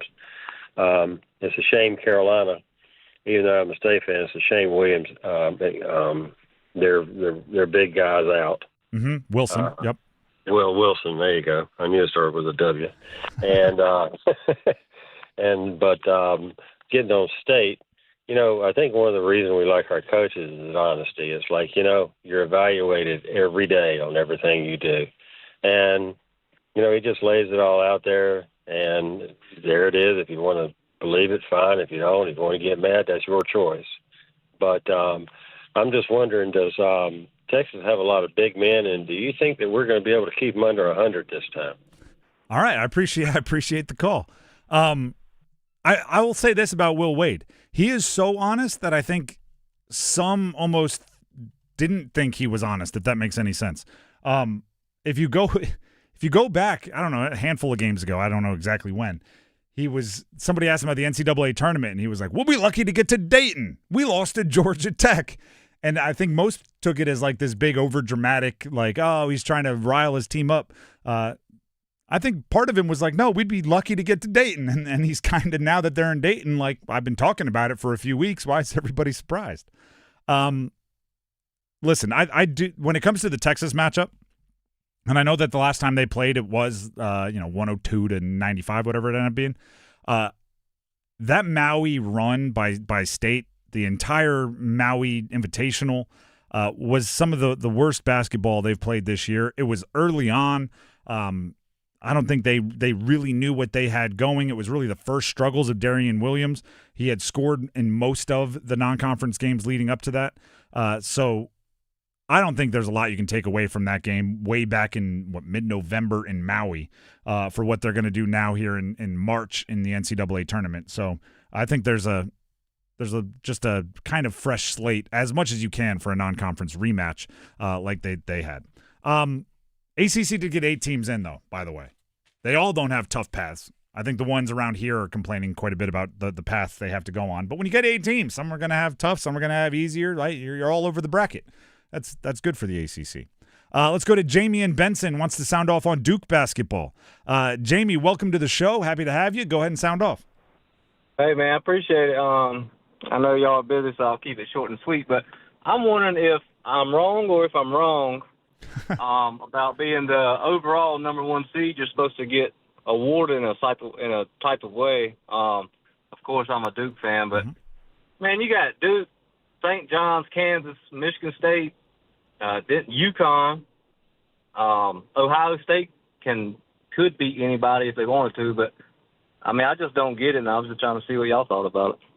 All right, appreciate the call. Number one overall seed, I think what it's the confusion is, I think the advantage is more location than anything. Like there's no, you're the number one overall seed, so we're going to take all the good coaches and not put them in your bracket.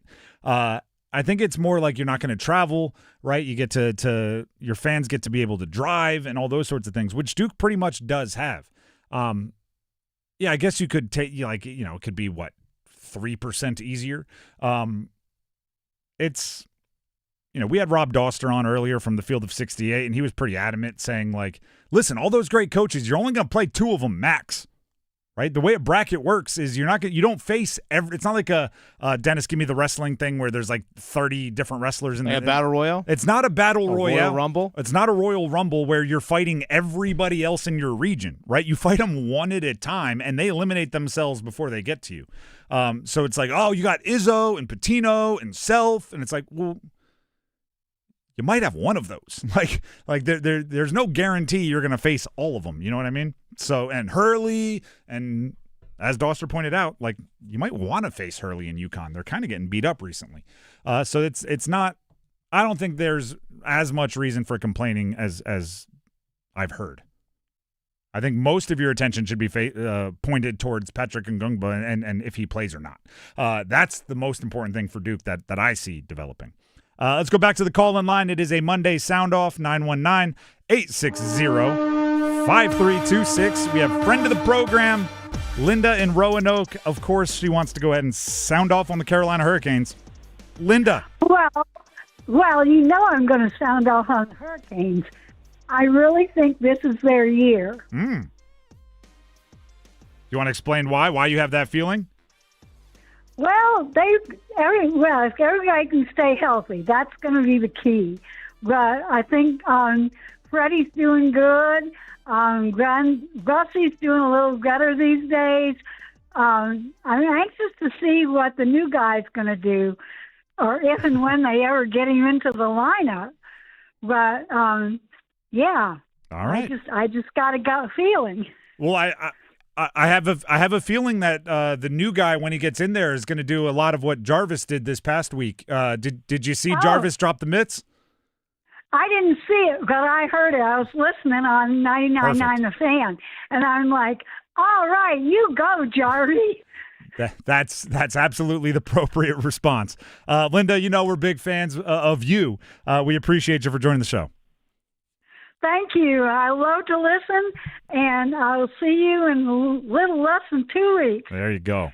That's great. Way to go, Jarvie. That's right. Linda's coming down March 29th for the game against Montreal. There it is. That is fantastic. I'll be there. Jarvie drops the mitts, and Linda's out there listening in on 99.9 The Fan like, let's go, Jarvie. You stand up for Aho. That doesn't get your adrenaline pumping. The Drive with Tim Donnelly, 99.9 The Fan. It is a Monday sound-off. Let's go to Donald and Cary. Wants to sound off on a little first four action, I suppose, here. Donald, welcome to the show. Go ahead and sound off. Yeah, I was listening to your predecessor today, and he was talking about somebody was saying, well, what to do in Dayton, I'm going to tell you, you got to go to the Pine Club. Okay. It's a great old-school steakhouse, cash only. Oh. They serve their sides in family style. Service is tremendous, and it's I'd say 3 or 4 blocks from the arena. But it's one of those old school steakhouses you go to, you remember for a long time. All right, I appreciate that, Donald. Well, hey. Well, keep going. I'm going to follow up with Linda. At the clip the Canes are playing, they're going to hit 110 points this year. Have they ever had 110 points? Dennis, you're our historian over there. All right, well, we'll double check on that and let you know. All right, thanks. All right. All right, so here's how it all breaks down.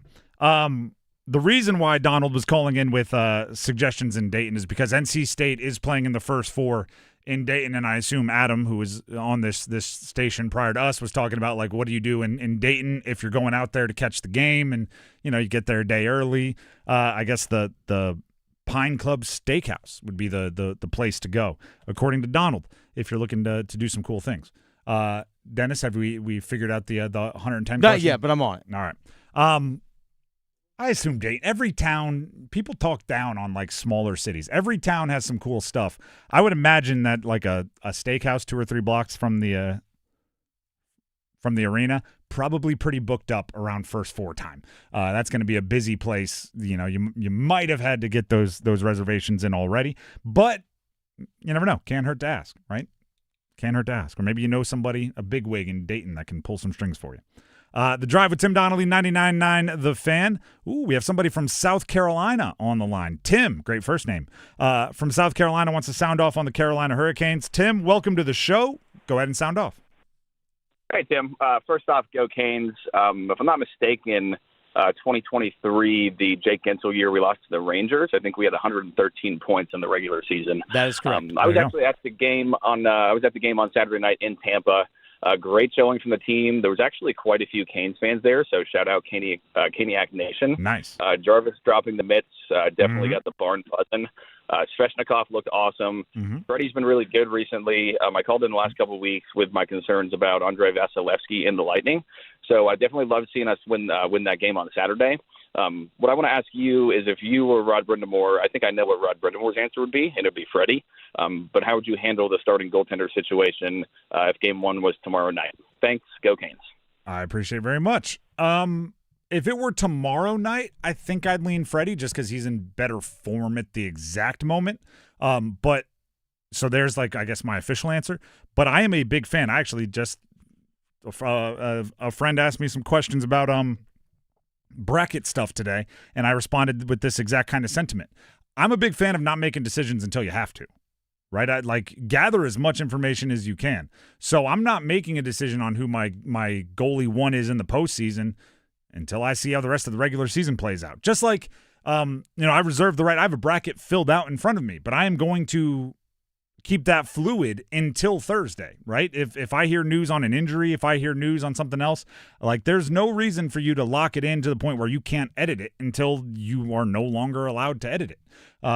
Don't cross bridges before you approach them. So as far as goalies go, if it were right now, like, there's some weird, life event world event where they say we're cutting the regular season short, playoffs start tomorrow, I'd probably roll Freddie. But heck, next week that decision might be different, so I'm not writing anything in ink. By the way, in 2021-22 season, the Carolina Hurricanes had 116 points that season. But if you go back to the 2020-2021, the shortened season, where they actually played in the Central Division, the Carolina Hurricanes, with Tampa, Nashville, Dallas, Chicago, they actually, because that season was only 56 games, it was a shortened season because of COVID, they actually had a better points percentage that year at 714. So if you actually take that, do a little math here, 714 over a possible... Okay, on-air math. On-air math. That would have been 117 points, so slightly better than the 116 that they had the year after. I just brought it up. Are you ready for a kind of strange statistical anomaly? What's that? The Canes have been over 100 points 4 times. Mm-hmm. They've never been between 100 and 110. They've never been 100 and single digit. In 2021, 2022, 116, 2022, 2023, 113, 05, 06, 112, 23, 24, 111, next highest, 99. So they've never been 107. They've never been 103. Mm-hmm. They either go all the way for 110 plus or 99 or less. I guess this year would be an on pace for 110 plus, or perhaps they'll do something they've never done. Still the top team in the East right now. Still the top team in the East. Appreciate Tim for the questions. Dennis, playoffs start tomorrow. Who are you putting in goal? My guess is probably going to be Freddie. Not I'm saying not what you predict. What would you do? You get to control the card. My guess is probably the way things are going right now, I'll probably go Freddie.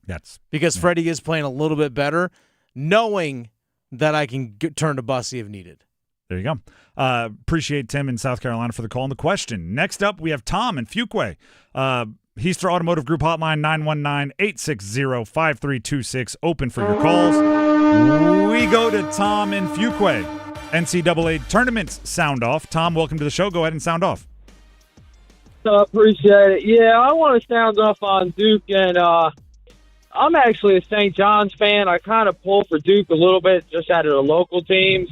Okay. And we used to have like a yearly rivalry with them, which was always a lot of fun. So I'm kind of looking forward to it, but I'm really disappointed with the way that the tournament set that up. I think they really did injustice to both Duke and the St. John's being the Big East champs, beating UConn twice out of 3 times, and being all the way down at a 5. I just think we're a big matchup problem for them, and I don't think the committee did them any favors knowing that their point guard's out and that they're not going to have him back by Sweet 16 when that potential matchup could possibly happen if we could take care of business. We're going to one of the hardest teams to play as far as full court press, athletic defenders, full court press all game long, and then having Big Zuby in the middle to match up with Booz. I think we're probably one of the toughest matchups that they could give Duke, and considering they were the number 1 overall seed, I think they probably should have gave them a little easier draw, and considering we won the Big East, I think we should have been a little higher and got a little easier draw instead of having to play the best team in the whole country in the Sweet 16. I'm a little bit disappointed in the committee. All right. I hear you. I appreciate the call, and call back in any time. Earlier today, we did talk with Rob Doster of the Field of 68, and kind of while hearing the complaints of some of the local teams, he did say if somebody gets to complain, it's probably St. John. For all of the for all of the setups in the NCAA tournament. Although I will say, not a lot of ranked wins outside of the 2 against UConn for St. John. They played some ranked teams, but they seem to have lost to them all. I just brought up their schedule: lost to Alabama, lost to Iowa State, lost to Auburn, who were all ranked at the time of the game. Did get the 2 against UConn though, so. Maybe a little give and take. The Drive with Tim Donnelly, 99.9 The Fan. Again, Heister Automotive Group Hotline open for your calls. Let's go next up here. We have Reggie in Sanford. Reggie, welcome to the show. You want to sound off on Duke? We want to hear it. What do you got? Yes. How's it going, Tim? It's going well. Yeah, I'm a Tar Heel fan, but I just happened to, after the Duke win on Saturday, I just happened to take a step back and realize what happened. Duke won the ACC championship in football. Mm-hmm. Duke won the ACC championship in women's basketball. Mm-hmm. And Duke men won the ACC championship in basketball too. So I just want to give Duke kudos for. Hey, that's big of you. That's big of you. I appreciate the call. Yeah. Call back in anytime. How about that, everybody? Carolina fan calling in just to give kudos to Duke. That doesn't happen often. I think even when the fans of those teams have to give kudos to the other, it's kind of reluctant. It's like, I guess you did okay. I guess. Yeah, winning all those championships, fine. More often, it's almost like a call to arms for your own, right? You're seeing if somebody maybe isn't super happy with the way Hubert Davis has handled things as head coach, they go with like, do you see what our rival's doing? They've won 3 of the last 4 ACC championships, right? We can't let them, right? That's like almost as much of a compliment as you'll get from one side to the other. Which, by the way, there's some stats with Jon Scheyer's 3rd ACC tournament that other fans are not going to like very much. Jon Scheyer already has as many ACC tournament championships as Roy Williams. They each have 3. Jon Scheyer's been coaching for Duke for 4 years. Roy Williams, how many decades? That's an insane stat that would make, UNC fans not super happy, I would imagine. Let's go ahead and jump back to the call-in line. And you know what? We're going to have to make this one the last one. We're up against it. We have some other things we need to do. So bringing up the caboose, but ending it with a bang, is Andrew in Charlotte, wants to sound off on the Carolina Panthers. Andrew, welcome to the show. End it with a bang. All right, thanks for having me, man. I love you guys. Thank you. I appreciate that. All right, so I got a question, man.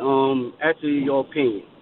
So right now, I think we have maybe the worst running back core in the NFC South, with Bucky Irvin and Travis Etienne and Bijan Robinson, of course. I mean, they all dogs, man. So do you think we ought to go get a running back in the draft, or are you just content on what we have now? What do you think? All right. I appreciate that. It's a good question. The difficulty here is, and I will answer it eventually, but I'm going to explain to you why I'm struggling with it. We don't have access to the medical records of Jonathan Brooks. Jonathan Brooks was if you were to take his measurables from Texas, some of the advanced, yards per blank, yards per carry, yards per catch, yards after contact per carry, all those things, he would be amongst really the best running backs not named Jeremiah Love in this year's draft. Now, 2 ACLs since then, we don't know, right? We don't know what the realistic possibilities are of him getting back to anywhere near that potential. Chuba Hubbard can grind, right? We know what he is, and when healthy, we know what he is. Speaking of Etienne, what do we do with Etienne? He told us all that we're pronouncing his name incorrectly. Do we call him Travis and Trevor Achane, formerly known as Etienne, so we all are aware of who we're talking about? Maybe, I don't know. Got to treat him like Prince, formerly known as. Travis Achane, formerly known as Etienne, is really good with the Saints. Trevor Achane, formerly known as Etienne, is on the Panthers, and we haven't really gotten a chance to see what he is. There's still some dudes out there. I don't think the Panthers are going to be hamstrung by who they have at running back. I do think they would like to have a bigger home run threat at running back, and perhaps you can grab that in the draft, or perhaps that's Jonathan Brooks. So I guess my answer is I'm fine with them leaving it under the assumption that Jonathan Brooks is healthy and, your medical staff has given you a very clear he is not at any supreme greater risk to be injured again compared to other running backs in the NFL. You did use a second-round pick on him, right? What does he have, 1 carry thus far? Like 3 carries, one catch, something like that? Played a handful of plays. You don't want to use a second-round pick and have that be all you see for it. So I assume they're going to, play that string out and see how it goes this year for the Panthers. And then if it goes poorly, you do have Chuba Hubbard who can take his, 25 carries a game if need be. I could see them using like a 5th rounder on a guy. Yeah, the only issue is I don't think it's a super deep running back draft. No, it's not.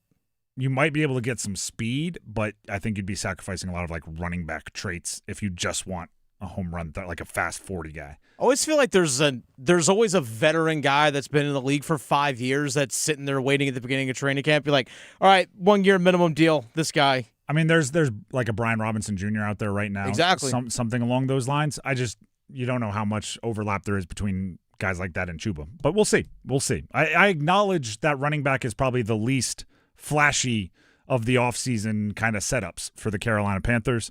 But if you asked me which one I would maybe sacrifice to be flashier at other positions, I would probably say running back.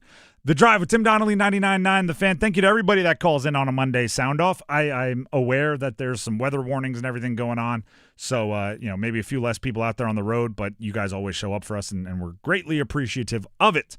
We're going to take a break. When we come back, we're going to look at the bracket paths for the teams we care about, the teams from the Triangle. Stick around.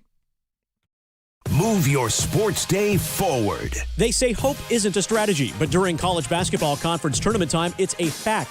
Hope, the money your team spent in the offseason, bought some clutch performances. Hope, it purchased enough wins so you aren't first 4 out. Your team will be evaluated dependent on this hope, and have faith knowing early exits will be judged harshly. Get set up. Join Next Up with Paul Ihander. Mornings at 9 on 99.9 The Fan, the Triangle Sports Leader. T-Mobile has an exclusive bundle for customers 55 and up. I'm Sarah Bowl. Yeah, I'm Frank Bowl. A reliable network is key for us. And with T-Mobile, it's been wonderful. And going to the 55 plus plan saved us so much money. A lot. And that's important. Trying to keep costs down. The home internet's been perfect. It's fast, it's quick. The setup was so easy, it took less than 15 minutes. It was like, ta-da! If you want simplicity, coverage, reliability, you want the whole package, T-Mobile has it. Right now, T-Mobile customers 55 and up can get 2 phone lines on America's best network, plus America's fastest 5G home internet for just $30 each. $30 per month each line with autopay plus taxes and fees. Minimum age 55. Pricing for home internet rely on 2 lines of Essentials. Choice 55. $35 connection charge per line required. Best mobile network and fastest 5G home internet based on analysis by Ookla of Speed Test Intelligence data 2H 2025. All rights reserved. You know that feeling?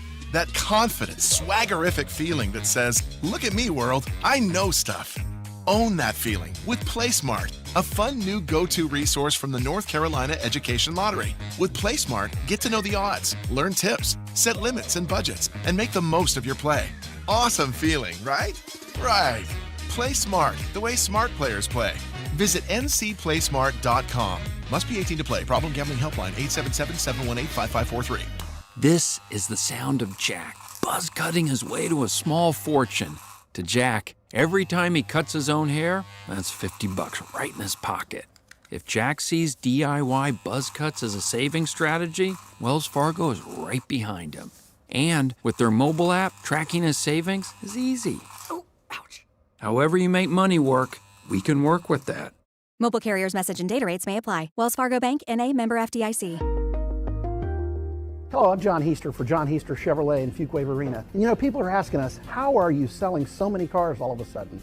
Well, did you know that the Beltline has opened up the outer loop? We're only 28 minutes from Knightdale. We're only 19 minutes from Clayton and 15 minutes from Apex. We're now the most convenient Chevrolet dealership to reach in the Triangle. It's just one more reason to get off your keister and come to Heister. Now at John Heister Chevrolet, get up to $15,000 off a new 2025 Chevrolet Silverado 1500 RST. See dealer for details. Together, let's drive. Is your heating and air system ready for the warmer weather? Call Newcomb & Company to ensure your system is running at peak performance. As a Comfort Contract customer, you'll get priority service and a 15% discount on all HVAC and plumbing service calls and repairs. Newcomb & Company, your Carrier Factory Authorized dealer, has proudly served our community for more than 70 years, delivering reliable comfort and peace of mind. Call 919-862-3000 or visit newcombandcompany.com. Newcomb & Company, your comfort is our business. Pump up the volume. Business moves fast. Orders roll in, deadlines close in. When you ship with USPS Ground Advantage, you can keep up with confidence. Every package stays in our secure network from dock to door. And with nationwide reach, dependable tracking, and upfront affordable pricing, you get built-in peace of mind. You run the business. We run the routes. Visit USPS.com/Ground Advantage to learn more.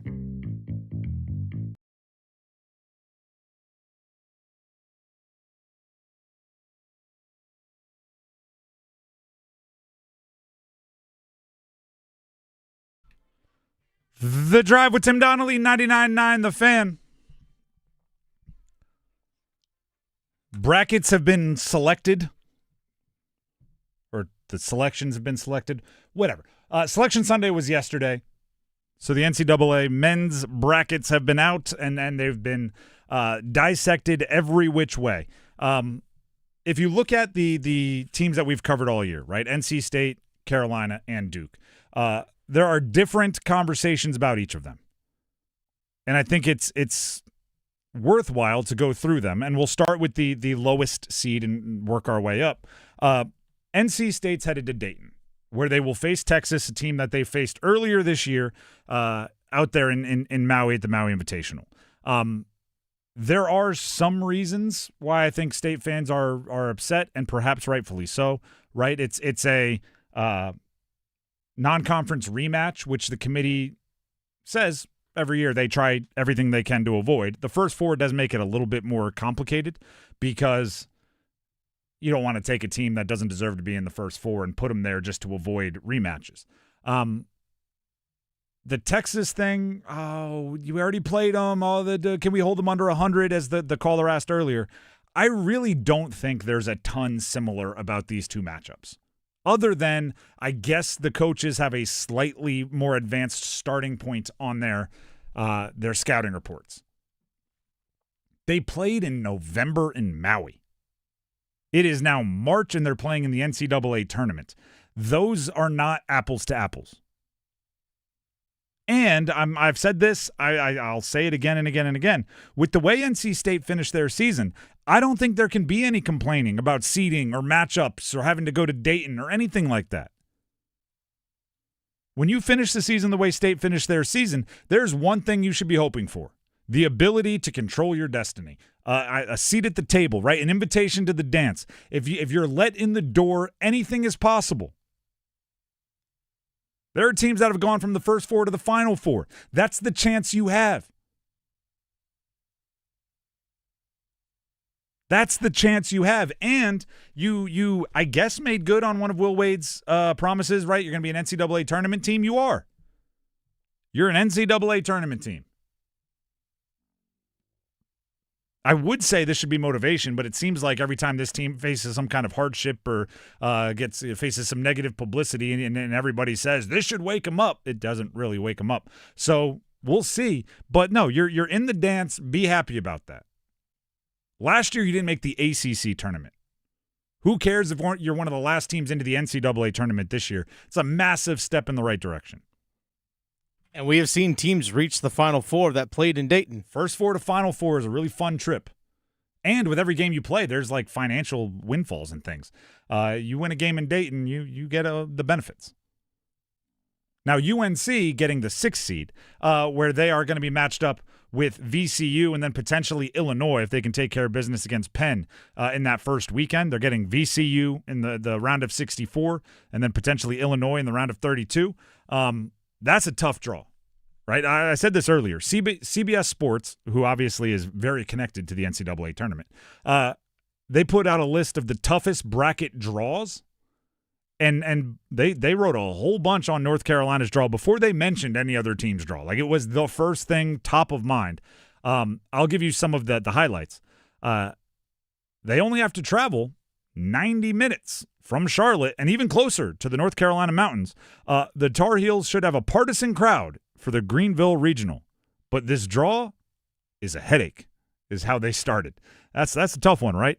Number 11 VCU, they play deep, right? They're 9 men. They're rotating. They're throwing it through. They're big. They don't have traditional mid-major size. They have major conference size. And on top of that, they've won a bunch this year. So that's, I don't think, UNC deserves to be any kind of an underdog, but that's a tough early draw. Then you get Illinois, and that's where the matchup stuff becomes kind of brutal. Not quality necessarily, as much as just pure matchup. The Illini can score. And they can score mostly led by their freshman stud, Keaton Wagler. What has the Carolina defense struggled with the most this year? Teams that can score, particularly teams that can score with super studs on the perimeter. They have 5 guys, Illinois, according to CBS, 5 guys that can be in the lineup at any point in time that all shoot the ball exceptionally well. They could have a 5-shooter lineup. UNC has struggled to defend the 3. They have a player who is the Big Ten Freshman of the Year, big scorer on the perimeter. It seems like every player with that kind of resume against Carolina scores a ton. So it's not a great bracket matchup as far as like the actual matchups for UNC, which is, I think, more bad luck than like, oh, you got messed over. Right? To me, if you face like a quality mismatch that early, it's messed up. But if it's a mismatch because of how they match up with you, the committee can't worry about that, right? They just have to rank how good a team is and match them up. It can't be, well, this team struggles with height, so let's make sure we don't give them a team that is accurately matched up skill-wise, but is short. Like, you can't, you're in too deep. Also, and this one is just, salt to the wound. They did mention during the bracket reveal, during the Selection Sunday special, that if Caleb Wilson were healthy, they're probably a 5 seed or maybe even a 4 seed, which just builds into the what if of the Caleb Wilson injuries. And then finally, there's Duke. Duke, here's everything. They're very good, okay? We know they're very good. They're the number 1 overall seed in the country. I'm not breaking news. I don't know if they can win a national championship without Patrick Gungba. Big Pat, as they call him. John Shire was on, ironically, the Field of 68. Said he's doing well. Then added, you can't say on Sunday, this was an interview yesterday, you can't say on Sunday that he's ready to go Friday because we're being cautious with his rest.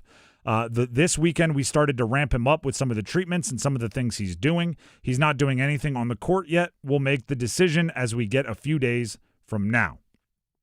That's part of the answer about Big Pat for Duke. I think his availability may be the most important question that is still up in the air for this entire men's basketball bracket. I think he's that important, and Duke is that much of a legit contender with him. That is as much of an unknown as well as you can have. So yeah, I think the arguments are all in the wrong spot, right? The Duke faithful are mad that the East region has a bunch of good coaches in it. I'm thinking well, are you just mad at the injury gods or worried and you just need something to do, so you're yelling about the fact that you might have to face Tom Izzo in the Elite Eight? I mean, is that what we're doing here? Well, let's see if that's what Coach K is doing here. Coach K was on with Pat McAfee. That's obviously Mike Krzyzewski. And he talked about that East region and the coaches in the East region being stacked. You know what it's heavy in is coaches that have won national championships. You have Bill Self, one of the best ever at Kansas, Rick Pitino, another one, Tom Izzo, and Danny Hurley. I mean, you have 4 national championship winners. So the coaching in that, not that the coaching in other regions is bad, but come on, you have 4 programs that are accustomed to doing great things in the NCAA tournament. That's the very first thing that hits me. And in the round of 32 that St. John's and Kansas are going to play one another, there's some great games throughout the tournament. I think it's a lot more wide open than it has been the last couple years. Well, first of all, I want to be clear on all of this. Bill Self is a great coach. Kansas lost 10 games this year. St. John, Rick Pitino has a history of being a very, very good coach. They lost 6 games this year. Right? Michigan State at times was ranked as high as 5th, 7th in the country. They lost 7 games this year. You can't just as much as we, when we're filling out our bracket, go, oh, that's a good coach. Let's go ahead and rank him higher. Let's go ahead and put him further. The committee can't do that. The committee can't say, oh, Kansas lost 10, but I like Bill Self, so let's make him a higher seed so they don't have to match up with Duke so early in the tournament. That's not how this works. Duke, I want to emphasize this. To win a national championship, you're going to have to beat good teams and good coaches. Your strategy can't be, we're going to play so well in the regular season that we're not going to see anybody good until the finals. That's not how brackets work. You draw slightly better than everybody else is kind of the way I look at it. And you get to play close to home usually, which is important. If Gungba plays, they'll be fine. If not, I think there's certain teams that they'll struggle with. The Drive with Tim Donnelly, 99.9 The Fan. That is a little bracket look ahead. And we will reveal later this show, matter of fact, a little less than an hour from now, our Sweet 16. We'll put our Sweet 16 out there. We'll let you know. Each day we'll reveal a little bit further, and we'll talk our way through it. The Drive with Tim Donnelly, 99.9 The Fan. Before we move on, Tim Donnelly here for Manor Service Company. Manor Service Company, you see their trucks everywhere. They're blue. They're all over our community. Why? Well, because it's service you can trust. So everybody wants them to come out and look at things and fix their heating system, cooling system, plumbing, electrical. But also it's because the the service area. It's in the entire triangle. That's all of Wake County and 50 miles in any direction from Wake County. Then on top of that, it's 24 hours a day, 7 days a week service, which means, right? I don't know about your experience, but in my experience, the plumbing never fails at like 1 o'clock on a Monday, right? The plumbing fails at 2 a.m. on a Saturday night. And as much as you wish it could be when, everybody's as alert as possible, it's usually you wake up in the middle of the night to a weird sound, and then all of a sudden it gets hot and your cooling's broken. That's when Manor Service Company is really, at their MVP level. 24 hours a day, 7 days a week service, heating, cooling, plumbing, electrical, all across Wake County and 50 miles in any direction from Wake County. So bookmark this number. You'll really wish you do when it's like 2 a.m. and something's going wrong. 919-361-0993. That's 919-361-0993. Or visit them online at ManorServices.com. That's MAYNOR Services.com. We'll take a break. When we come back, starting 5 time here on The Drive. Don't go anywhere. 3 Days Grace.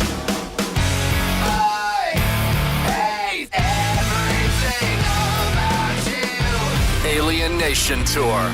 Adam Gontier returns alongside Matt Walst live March 17th, Lenovo Center, Raleigh, with special guests I Prevail and The Funeral Portrait. Get tickets now at livenation.com. 3 Days Grace in concert, presented by Live Nation. It's bracket time, baby. Get in on the madness with a Basketball Mayhem Bracket Challenge from 99.9 The Fan. Fill out your picks, and with a perfect bracket, you could score the $1 million national grand prize. That's right, $1 million. Dominate the local leaderboard and pocket $500 for being the best in the triangle. Presented by the Powerhouse Pros at North Carolina Courage. Register now at 999thefan.com and let the madness begin. This is Gordon Miller from Miller Lending in Cary. Over the years, I'm often asked why we made the choice to become one of the only mortgage companies in the state to provide loans without closing costs as a primary source of funding. And my response is always the same. How did closing costs ever become a thing? Who was that first person who asked for a lower rate, heard it would cost $15,000 to save $50 a month, smiled and said, "That'd be great"? Recently, we're noticing a trend of large national lenders quoting low rates but with a high APR. This is the definition of what happened when that first person asked for a lower rate but ignored how much it would cost. Quotes today are a two-part process. It's not just the rate, but what are the closing costs? At Miller Lending, we simply don't believe you'll keep your loan long enough to realize additional savings. So before you throw away thousands of dollars in needless fees, pick up the phone and call Miller Lending today. 919-447-3377, or simply apply online at millerlending.com. Miller Lending is an equal housing lender and MLS number 250-2146. Hello, I'm John Heister for the Heister Automotive Group. And we're constantly looking for ways to serve you better. One of the ways we do that is with something we call a Go-See. And that's where you select a vehicle from our inventory, and we have thousands, and we get one of our product specialists to bring that vehicle to you at your convenience. How do we do that? Well, it's simple. We have a group of employees that are evaluated based on the number of presentations they do. They're glad to do it. So it's just one more way we get off our keister and bring Heister to you. For 2 days only, Bailey's Fine Jewelry invites watch lovers to a can't-miss pre-owned luxury watch event, March 20th and 21st in Raleigh's Village District. Explore hundreds of exceptional Bailey's certified pre-owned timepieces from iconic brands like Rolex, Cartier, and more, expertly curated and available for a limited time. Whether you're a seasoned collector or purchasing your first luxury watch, this is a rare chance to see an unmatched selection in one place. 2 days, hundreds of watches, one destination. Bailey's Pre-Owned Luxury Watch Event, March 20th and 21st. Learn more at baileybox.com. Leaves, water, debris. Hi, this is Holly with Roofworks. There are a lot of things that can wreak havoc on your commercial property, and we are proud to be there for our dedicated customers that depend on us. From helping to design and build the roof for new construction, to maintenance, repair, and replacements, we've got the experience that you can count on. At Roofworks, we don't want to be the biggest, we just want to be the best. Visit us at roofworks.com. That's roof, WERKS.com. I'm attorney Brian Ritchie. Getting hurt in a car wreck comes with all kinds of stress and frustration. But when you call me, I'll be on top of all of it. So all you need to worry about is getting better. If you've been injured in a car wreck, I'm on top of it. Contact us at ritchielaw.com. Broadcasting live from the Lenovo Studios. WCMC HD1 Holly Springs. 99.9 The Fan. The Triangle Sports Leader. I'm WRAL meteorologist Kat Campbell. Additional rounds of rain and thunderstorms remain likely. However, the threat that these would be severe is starting to decrease. Heading into tonight, we'll clear out overnight. 32 degrees the low. It'll be a cold start Tuesday morning. Tuesday's highs only reach near 50. 5 o'clock check of your money. Dow Jones at the closing bell up 388 points to 46,946. This hour of the drive is brought to you by Law Tigers. Injured in a motorcycle accident? Call 1-800-LAW-TIGERS before you call your insurance company. Case evaluations are always free, and you don't pay a dime until your case settles. Law Tigers, North Carolina's motorcycle lawyers. It's 5 o'clock. Time to serve up the biggest sports stories of the day. Here comes your starting five. The Drive with Tim Donnelly here on 99.9 The Fan. It is time for the starting five. And as always, we start with number 5. I drank another beer. 3 beers. 4 beers. Oh, no. 5 beers. Duke won the ACC tournament over the weekend. Thursday, Friday, Saturday, eventually getting the win over Virginia. He's never going to get the credit he deserves, potentially, or likely, because Duke is seen as this, I don't know, like self-fulfilling prophecy where just if you're Duke, you're going to win. If you're Duke, you're going to win. Oh, their budget, or oh, their brand, or oh, the refs love, or whatever. I think John Shire deserves a lot of credit for what he's done over the last week, but also what he's done since taking over for Duke. Cam Boozer went 3 of 17. Mm-hmm. You know, we say like Cam Boozer doesn't have bad games, and you could argue he kept that up because he also had 8 assists in the game, so 13 points, 8 rebounds, and 8 assists. It's hard to be like, what a bad game. But 3 of 17 is not good. And Virginia was absolutely swatting shots away against Duke like we haven't seen many teams do. And they weren't fouling a ton. It was a really kind of like, ooh, let's see how they react to this one. Even if you go back to the Florida State game on Thursday, where Duke found themselves, whatever it was, down 8 in the second half, it did feel like, all right, once they kind of turn it on, they'll be able to flip this one. At times against Virginia, it was like, well, we got to see if they're able to flip this one. And then all they did was, without starters, 2 of them, Gungba and Foster, with a shortened rotation, with Cameron Boozer being as inefficient offensively as we've seen, they turned around and still won the ACC championship. That is pretty darn good job. Pretty darn good job. It was Onyenso, by the way, with all the blocks. 9 blocks in that game.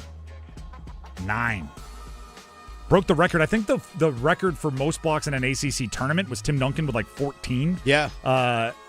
He had 9 in the championship. Finished with 20-something in the tournament. That's insane. And actually, maybe you want to keep that in mind on your bracket if you're thinking of advancing Virginia. It's nice to just have a couple 7-footers back there. One of them swatting away everything. But yeah, I think it was an impressive win by Duke. A lot was going against them, and they found a way to win anyway. That's number 5. How about number 4? 4 beers. Jaelen Phillips spoke to the media earlier today. This is the brand new $30 million a year edge rusher for the Carolina Panthers. We'll start with one of the only clips we haven't played for you thus far today. Jaelen Phillips on how his experience in other schemes can translate to his play in Carolina. You know, I think that the way that Vic utilizes really the whole defense, but, you know, especially the edge players, the defensive front, you know, I think it just allows me to play free. It's not easy, but it's simple. You know, there's not a ton of different moving pieces when it comes to, pre-play adjustments, things like that. It's pretty much, a lot of whether he's running nickel, especially, line up, rush. That's it. And so for me, that just allows me to clear my head and to, trust my reads, use my eyes and my instincts to play. And, when I am asked to drop in coverage, when I am asked to, do different things within the, 3-4 scheme, I can do those things as well. So, but at the core of it, I just think that it's very conducive to instinctive and quick and kind of mindless, you could say, play. We used to make fun of the defensive ends and edge rushers. We would say, "Oh, your job's so hard. See ball, get ball. Oh, you had to make a real decision there on whether you wanted to push them or try to run around them. Oh." But guess what? We were terrified of them because they are absolutely ridiculous athletes. Jaelen Phillips, absolutely ridiculous athlete, right? And I'm not saying that he can't, right? I'm not making fun of him, saying if you wanted to give him reads and everything else. But if you take an athlete like that and you remove as much distraction as you possibly can and make it as close to see ball, get ball as possible, that's good for your defense. That's good for your defense. Now, I do think kind of what he was saying there was a bit of a contradiction, but I guess it was more like on plays where I get to clear out and just go and play instinctively. It's very much that. But if he's mixing in drops and he's coveraging or he's dropping into coverage and he's doing a few other things, I don't know if I like that as much. I think I want him see ball, get ball as much as possible. Just because you have the ability to cover doesn't necessarily mean that you should be asked to cover. I always go to Micah Parsons for this example, where the Cowboys for the first year and a half were so infatuated with his ability to do all these other things. And right, you'd have the color commentator on the game circling him as he runs step for step with a slot receiver on a wheel route 35 yards downfield, and it was unbelievable. It was a wildly impressive just display of athleticism. And then about a year and a half into his career, the Cowboys are like, I know he can, but why do we keep asking him to do anything other than rush the passer? And now he's basically like an edge rusher. I think that happens more often than you think. You realize how important the one thing is, and you lose the excitement for all the other things he can do. I want Jaelen Phillips getting after quarterbacks and making their lives ridiculously tough. I'm not sure how much I want him guarding the backside tight end on a stick route. Just my point. Just my point of view, I should say. But he did explain, again, Jaelen Phillips talked with the media earlier today. He did explain, or he I don't know if he coined this term, but it's definitely one of my favorites, and I'm going to use it all the time. Jaelen Phillips explained to the media that he needs to turn his disruption into production. Here's how he said it.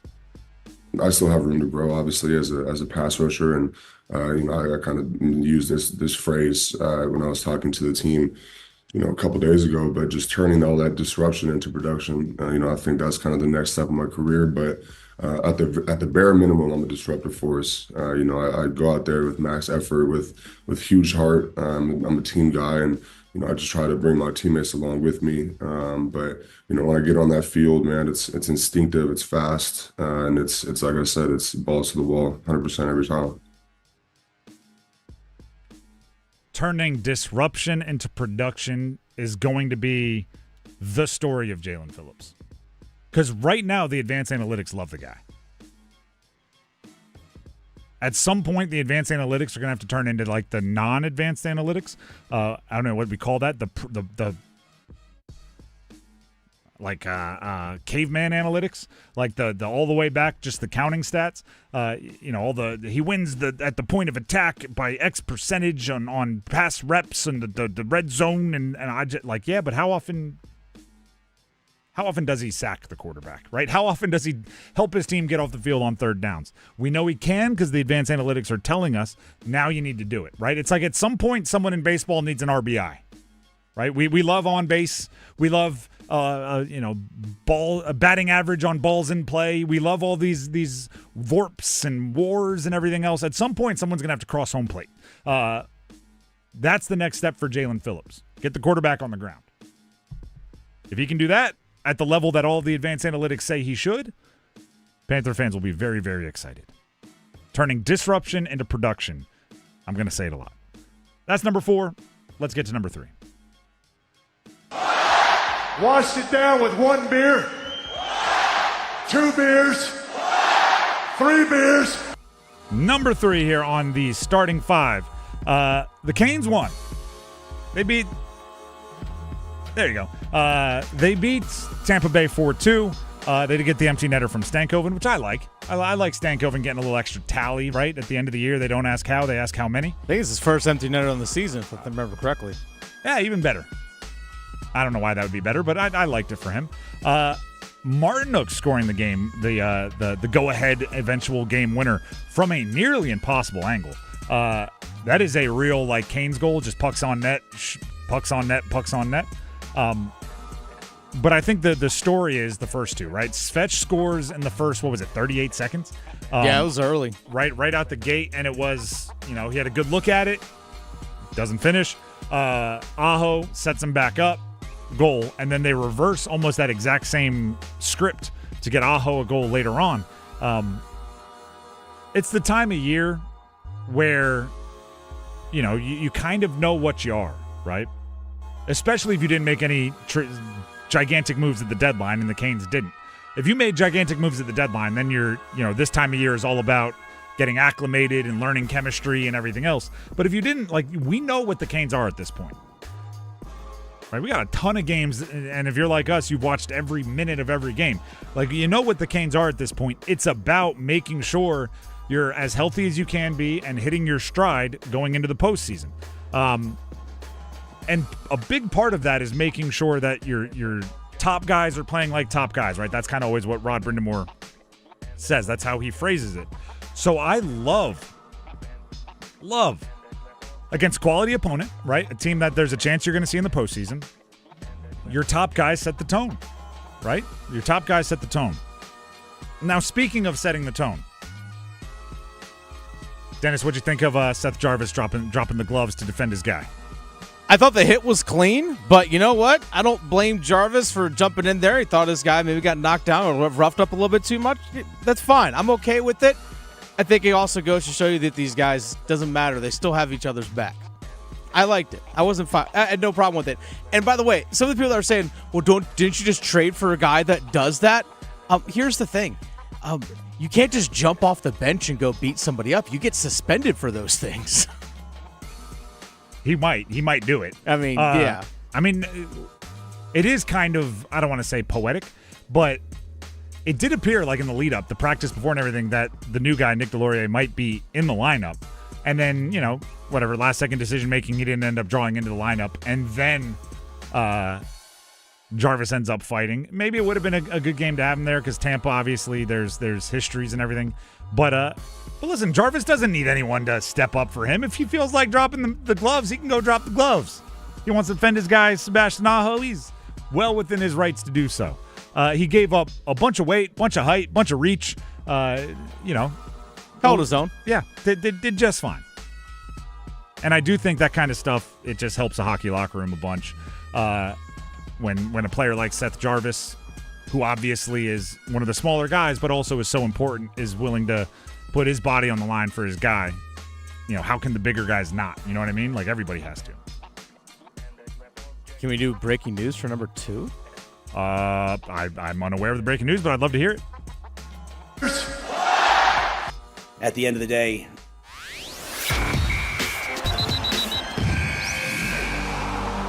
this one comes from NC State. NC State sophomore wide receiver Teddy Hoffman suspended for 1 year. NC State sophomore, this comes from, I believe, from NC State. NC State sophomore wide receiver Teddy Hoffman will miss the 2026 season as he serves a 1 year suspension for violating NCAA rules. Hoffman tested positive for a performance-enhancing substance. The positive test carries an automatic NCAA suspension of 1 calendar year, including 1 season of competition. This is from head coach Dave Doran. Quote, Teddy made a mistake that he's taken responsibility for in front of his teammates and coaches. It's an unfortunate reminder about the importance of always checking with the sports medicine staff before taking any type of medication or supplement to make sure it's permitted. I know he will learn and grow from this experience. So there you go. Teddy Hoffman suspended for a year. That is, and you don't know the details of it, what the positive was for, how it got into his system, so I won't speak from an unbelievable moral high horse there. But for State, that's a big deal. Like, just looking football, Teddy Hoffman burst onto the scene. First game of the year. Had a huge game. It was like maybe a 100-yarder against ECU, if not close. And had a couple big games throughout the year. He was kind of a bigger play threat in a crowded wide receiver room that thinned out a bit this year. And expecting the guys with the chemistry with CJ Bailey to have big games. Teddy Hoffman was a guy that had already flashed some of that chemistry. So I was thinking it was going to be a big part of the offense. That is, what was it? Terrell Anderson gone. Noah Rogers transferred Noah Rogers out. Gone. Justin Jolie, pass-catching tight end, onto the NFL. Hollywood Smothers, who caught a decent amount of passes out of the backfield, no longer there. There were going to be some targets there, and I was under the assumption Teddy Hoffman was going to be at least in the mix to get a bunch of those. So, for sure. A year's suspension, that is a real bummer. I'm talking just football-wise, obviously, without knowing the details on the positive. Year. That is a real bummer. But, I mean, again, reading off this quote here from Dave Doran, that he takes responsibility for it. So Teddy made a mistake. Again, quote, this is from Dave Doran. Teddy made a mistake that he's taken responsibility for in front of his teammates and coaches. Yeah, I mean, so it doesn't sound like, this was a tainted thing, and he owns it. Yes. That's the impression I'm getting.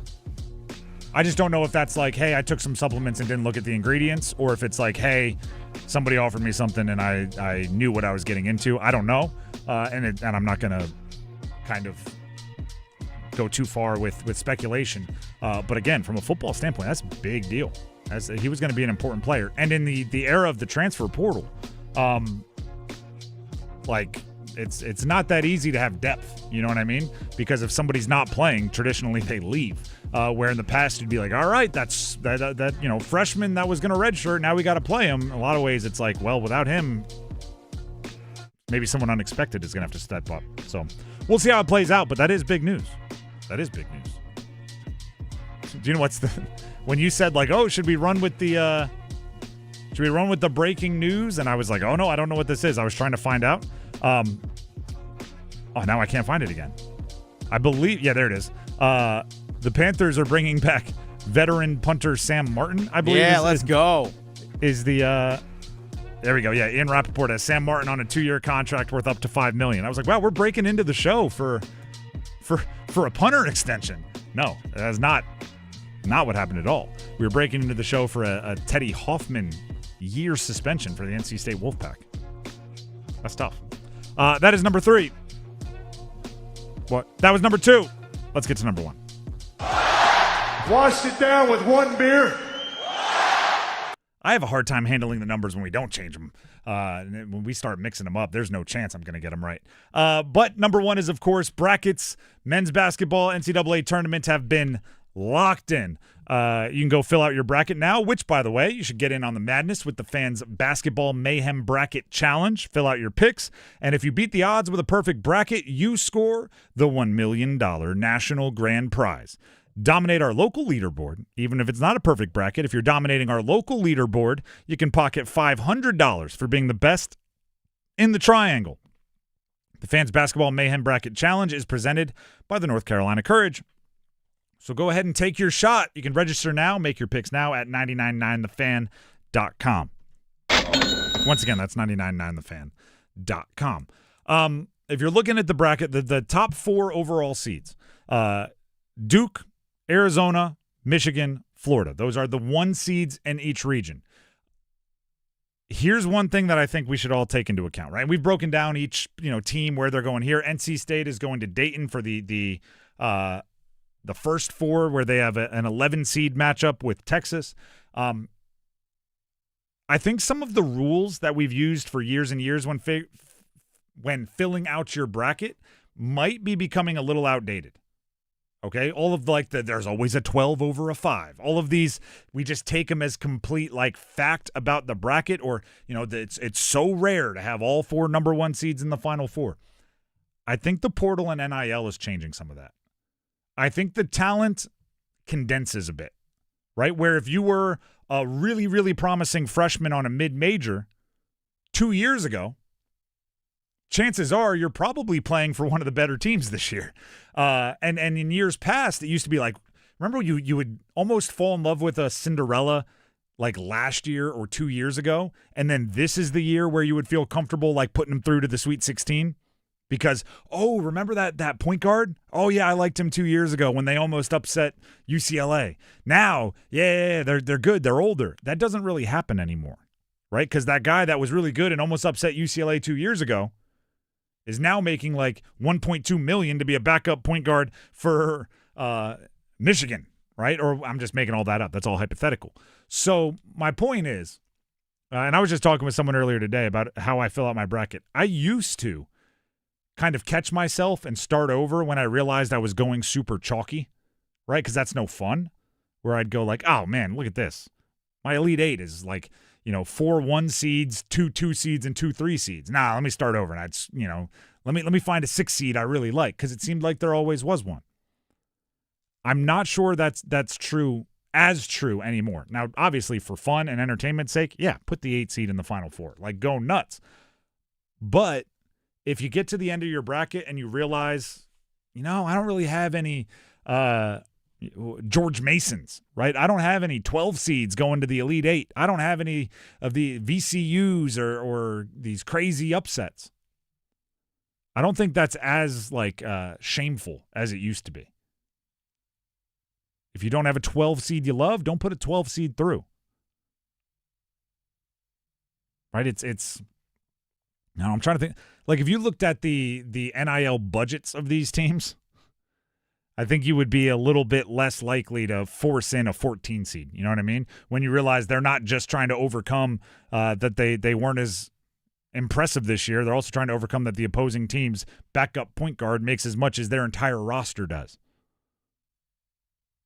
So I might be tipping my bracket a little bit. I don't want to say it's completely chalk, but it's definitely more chalky than I would have allowed myself to fill it out, a decade or more ago.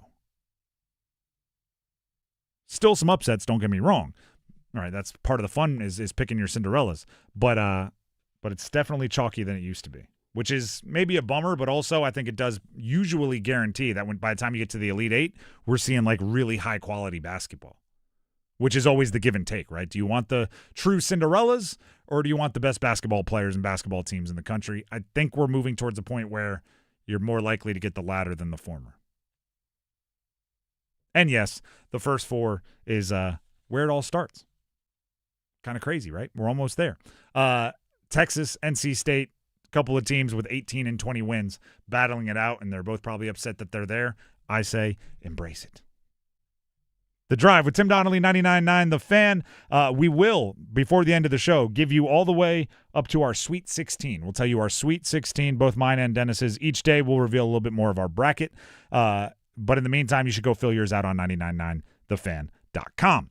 Before we move on and grab some numbers game contestants, Dennis has something he'd like to tell you. I do. Dennis Cocksher, real quick for Loan Pronto. Folks, those high-interest credit cards and other loans sucking the life out of your finances? Well, it's time to say no more. Let Loan Pronto tap the equity in your home and get the cash that you need right now. That way you can pay it all off. One couple, Corey and Jack, they called Loan Pronto, and in a matter of days, they had $160,000. They kept their 3% mortgage intact and didn't even need an appraisal. With all that cash, they wiped out all their credit cards and 2 car loans, saving $2,000 a month. And you could do it too. LoanPronto.com. Their rapid equity loan program can get you $100,000, $200,000, even $500,000 in cash. Another couple, Chloe and Ethan, they did just that. They consolidated all their high interest debt into one super low monthly payment, giving them an extra $1,000 a month. Just imagine. You pay off all the credit cards, you slash your monthly payments, you breathe a little easier, you get your life back. Interest rates are at 3-year lows. Call Loan Pronto now, 919-381-1760, or visit loanpronto.com, 919-381-1760, loanpronto.com. Equal housing lender, NMLS 1661781. Visit NMLSconsumeraccess.org. The Drive with Tim Donnelly, 99.9 The Fan. Before we grab numbers contestants, I was not joking there, by the way. It's not quite breaking news, but it is news. The Panthers have agreed to a two-year deal with their punter, Sam Martin. Ian Rappaport had it first. That is actually happening. So Sam Martin, you hope he doesn't see the field that often, but when he does, you hope he's flipping field position for the Panthers. He's around for 2026 and 2027, according to the new deal. The Drive with Tim Donnelly, 99.9 The Fan, now needs numbers game contestants.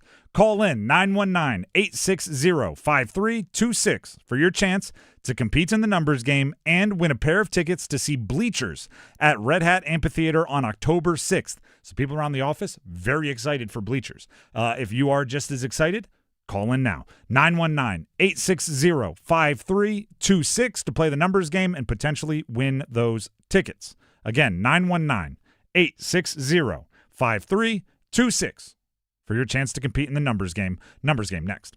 Evan, Canty, and Michelle are unsportsmanlike. At some point, it gets to be too good of an offer to pass up on. And I'm just pointing out the fact that if the Jets are insistent on getting a quarterback in this draft, they have all the ammunition they would ever need. They can offer a lot of first-round draft picks, whether it's 3 first-rounders, 4 first-rounders, 5 first-rounders over the next 3 or 4 years. At some point, the Raiders have to say yes. Mornings from 6 to 9 on 99.9 The Fan, the Triangle Sports Leader. Hey, this is Luke with Newcomb & Company. We're a residential, commercial, plumbing, HVAC company who's been serving the community for over 70 years. Honesty is the biggest policy around here. You know, we take pride in everything we do, anything we touch. We're not one of those companies that come and throw it in and then you can't get a hold of them again. We're there with you hand in hand. Here at Newcomb & Company, what stands apart from other companies is we actually do more than just AC and heat pumps. We do boilers, geothermals, furnaces, radiant floor, anything that is odds and ends that nobody else can touch is what we thrive on. At Newcomb & Company, we do same-day service. That's also another thing that helps us stand apart from other places is we do same-day service because we have enough professionals to get out to these houses to solve what the problems are. And we're on 24/7 on emergency basis, weekends, nights, holidays, you name it, we're there.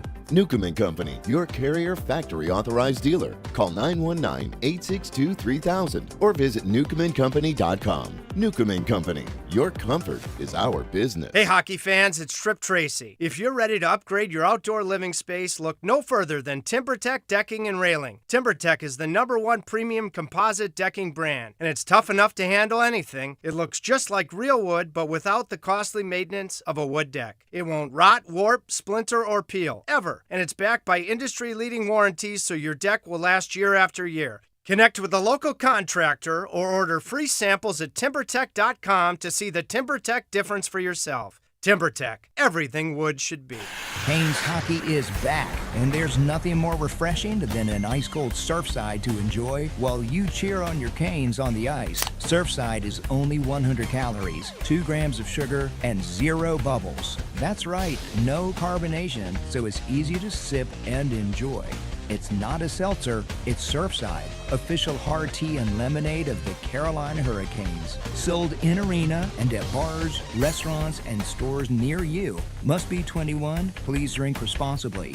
Hey, what do you say? John Porcelain here from my friends at Buffalo Brothers. It's the best time of the year for college basketball, and Buffalo Brothers is a slam dunk. Best place in the Triangle to watch all the big games. They always have great drink specials, and check this out. Every Monday, half-price wings all day. That's half-price wings all day Monday. Dine in only. Now that's a deal, baby. Check out any of their 5 Triangle locations or online at buffbrothers.com. Aw, man, now I want wings.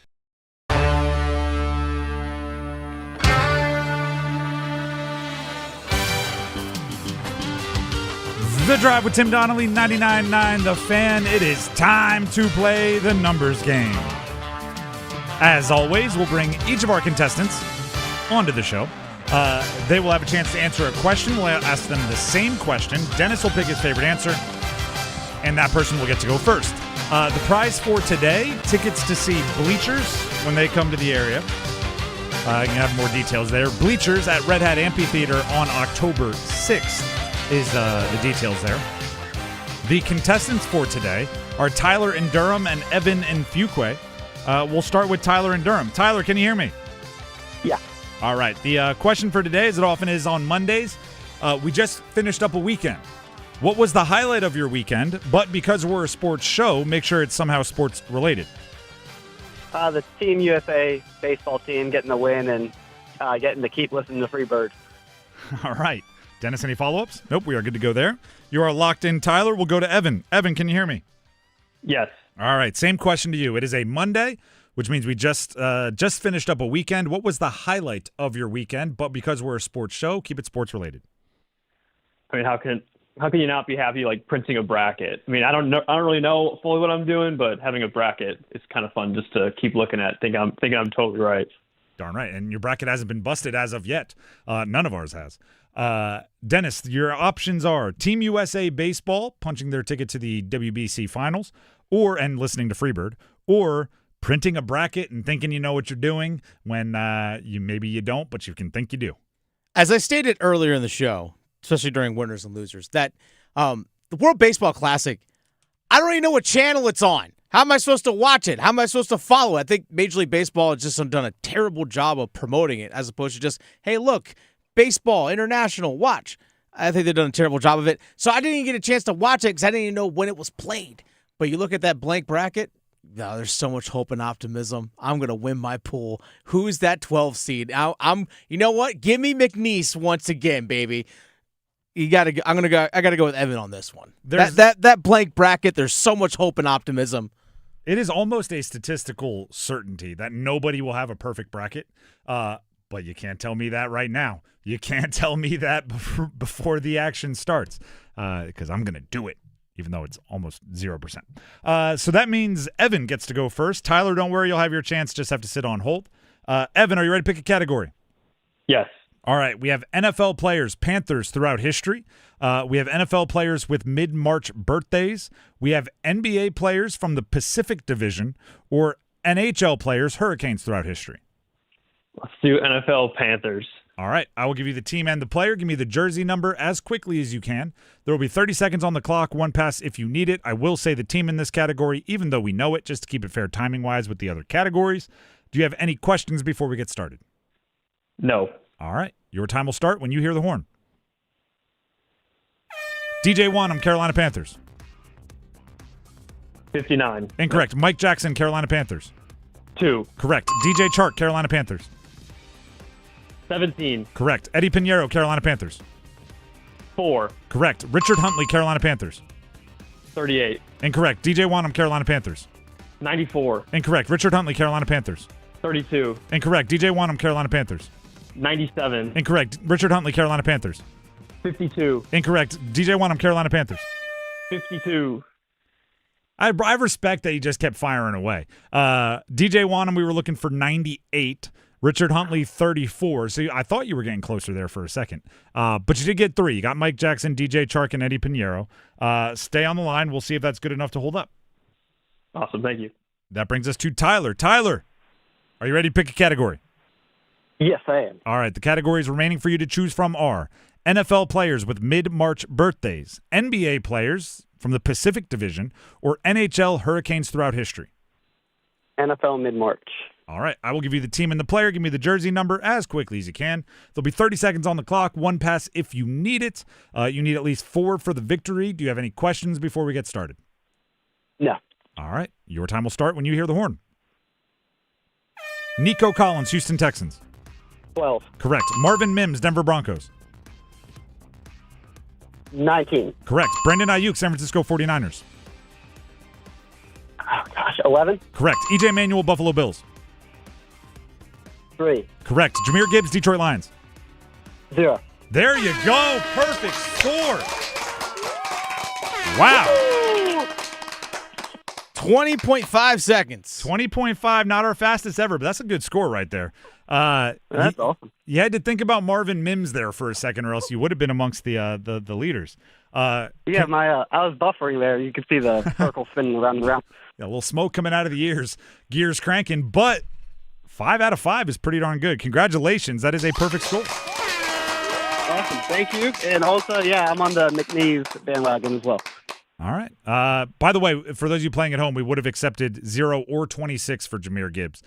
He's worn them both, but I'm sure You could have told us that for bonus points. You just could have. Sounded like you knew it.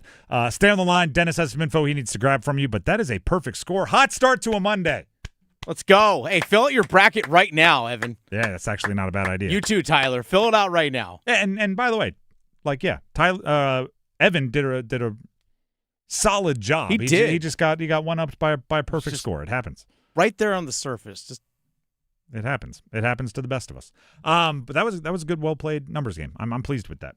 By the way, when it comes to filling out brackets, I also like to fill them out by hand. I like to print them out. I like to scribble it in so I can cross it out and I can draw notes. But then eventually you want to put it in digital form so they'll track it for you, right? They'll give you all the percentages and let you know where you are nationally and everything else. One place you should do that is on the Fans Basketball Mayhem Bracket Challenge. Fill out your picks. Go to 999thefan.com. Fill out your picks. And if you beat the odds and get that perfect bracket I was talking about, which, I mean, if you have my exact picks, maybe you'll be close, you can score $1 million. $1 million national grand prize. That's insane. But also I was joking about mine being perfect. You have as good a chance as anybody. Dominate our local leaderboard, and you can pocket $500 for being the best in the triangle. The Fans Basketball Mayhem Bracket Challenge is presented by the North Carolina Courage. So take your shot. Register now. Make your picks at 999thefan.com. There is a certain swagger that comes when you have it entered into like a Basketball Mayhem Bracket Challenge, the Fans, or any of these big national brackets, and you make it through a weekend or two, and you're in like the 99.4% high bracket of all of them, man, you walk into the office that Monday, chest popped out like, oh, I'm sorry, you've already lost half of your Elite Eight? Oh, I could never. Even if your bracket is completely busted that following Thursday, you will never have as much confidence as you have as walking in on a Monday when you have like a top percentile bracket. Could be complete luck. Maybe your finger slipped. You didn't even mean to pick that Cinderella. But for whatever reason, if you have one of the top brackets, you will feel electric. And if you go to the Fans Basketball Mayhem Bracket Challenge on 999thefan.com, it could be quite lucrative if you have one of those highest ranked brackets. So don't forget to put it in there at 999thefan.com. I've submitted mine. Already? Yeah. Wow, you're quick with it. I'm one of those things when it comes to filling out a bracket, I look at it right away. I don't overthink it. I'll be like, I think this team, click, boom, done. And I just leave it at that. I don't want to overthink it. Be like, well, this team's got this. No. Well, I'm going to overthink it. I'm not even going to say I'm going to overthink it. There's a billion games we have to pick. I'm going to think it. It's not overthought or underthought. It's thought. It's just thought. It's just thought. And we will reveal our Sweet 16s here coming up in the next couple of minutes. But first, Dennis, you have something you'd like to tell everybody? I do. Dennis Cox here. Real quick for my good friends over at Law Tigers. Folks, you are running out of time. You're running out of time. You have less than 2 weeks to enter to win a custom Canes motorcycle. That's right, less than 2 weeks.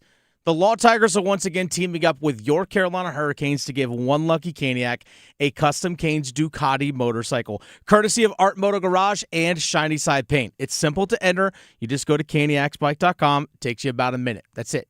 Takes you about a minute. That's all you need. Just do it on your phone, do it on your laptop. It doesn't matter. caniacsbike.com. The reason I say you're running out of time is because the deadline to enter is March 29th. That's less than 2 weeks away. So if you've been sitting around waiting, thinking, I'll just do it at a later time. Stop waiting. Do it right now. Tell a friend, tell a friend. Go to caniacsbike.com. Enter for your chance to win. Bike will be given away live on the ice April 4th. And it includes tickets into a catered suite as well. But you got to enter in order to win. By the way, this V4 motorcycle, this V4 Ducati, is gorgeous. Not a detail miss when it comes to the paint job. Everything on it is absolutely outstanding. You want to see it in person? Go to Art Moto Garage. They're located right here in Raleigh. Check it out. I promise you, you'll fall in love with it, much like I did. I can't win it. You can. caniacsbike.com. Law Tigers is a network of independent law firms who are members of the American Association of Motorcycle Injury Lawyers. Law Tigers is not a law firm. The Drive with Tim Donnelly, 99.9 The Fan, will be back, and we will reveal, Dennis and I, our Sweet 16s. So whether you want to tail us or fade us, you want to be around when we give you our Sweet 16 picks next. Do you have a smartphone? Of course you do. Do you have a pocket or pouch or human hand to hold your smartphone? Then you have no excuse. Download the 99.9 The Fan brand new app today and take us with you wherever you go. Your favorite hosts, podcasts, and live sports action all in one place. Available for Apple iPhone and Android phones. Finally, there's an app for 99.9 The Fan. Download the 99.9 The Fan app today. Powered by Aspire Money Management. This is the sound of Lucy, staying on top of her spending. You see, even though she's buying a new pair of jeans, she knows that it fits within her monthly budget. Because Wells Fargo will send an alert if her balance drops below her set amount. Yep, nothing gets past Lucy, or Wells Fargo for that matter. However you make money work, Wells Fargo can work with that. Wells Fargo Bank, N.A., member FDIC. Dugout has double the madness this March. Catch all the tourney games on the Dugout Tavern and Grill's massive 16-foot surround sound video wall. On top of that, we've got St. Paddy's Day parties. Dugout has $20 Corona buckets, Modelo bucket specials, New Belgium Voodoo Ranger IPA pints for $5.50, and New Belgium is also sponsoring our bracket prize packs. Free to play. Plus, we've got beer reps coming in every weekend to treat the crowd to giveaways. Catch all the March action at the Dugout Tavern and Grill on Kelly Road in Apex. Your heart. It's the only one you have. Fortunately, you also have a choice. Expert cardiologists, talented surgeons, highly skilled specialists, all of whom chose WakeMed. Why? The main reason is the same reason patients choose WakeMed. Everything you need for the best possible care is right here. Learn more at wakemed.org. WakeMed Heart and Vascular Physicians. Your heart, your choice. Adam Gold in studio with my friend Ryan Monsine from the Aluminum Company of North Carolina. Because you guys do everything for the exterior of your home, these things can add up. And there are a lot of people who think, I can't afford this. How can the Aluminum Company make it easier? Yeah, well, Adam, we have plans that are 12 months, 0 interest, and 0 payments for 12 months, which make it super affordable for people to do anything on their home, whether it's windows, siding, doors, roofing, gutters, any kind of exterior home improvement. The Aluminum Company has financing plans that can fit in your budget and make it easy. So wait a second. I can get everything done, no interest, and no payments for 12 months? Yeah, and you get a lifetime warranty once the project's done. I get a lifetime warranty once the project is done? Yes, sir. What about my down payment? No down payment, no What? deposit. No down payment, no deposit. No payment until the project's done. No payment till the project's done. Exactly. Where do I sign up? Aluminum Company of North Carolina, aluminumcompany.com.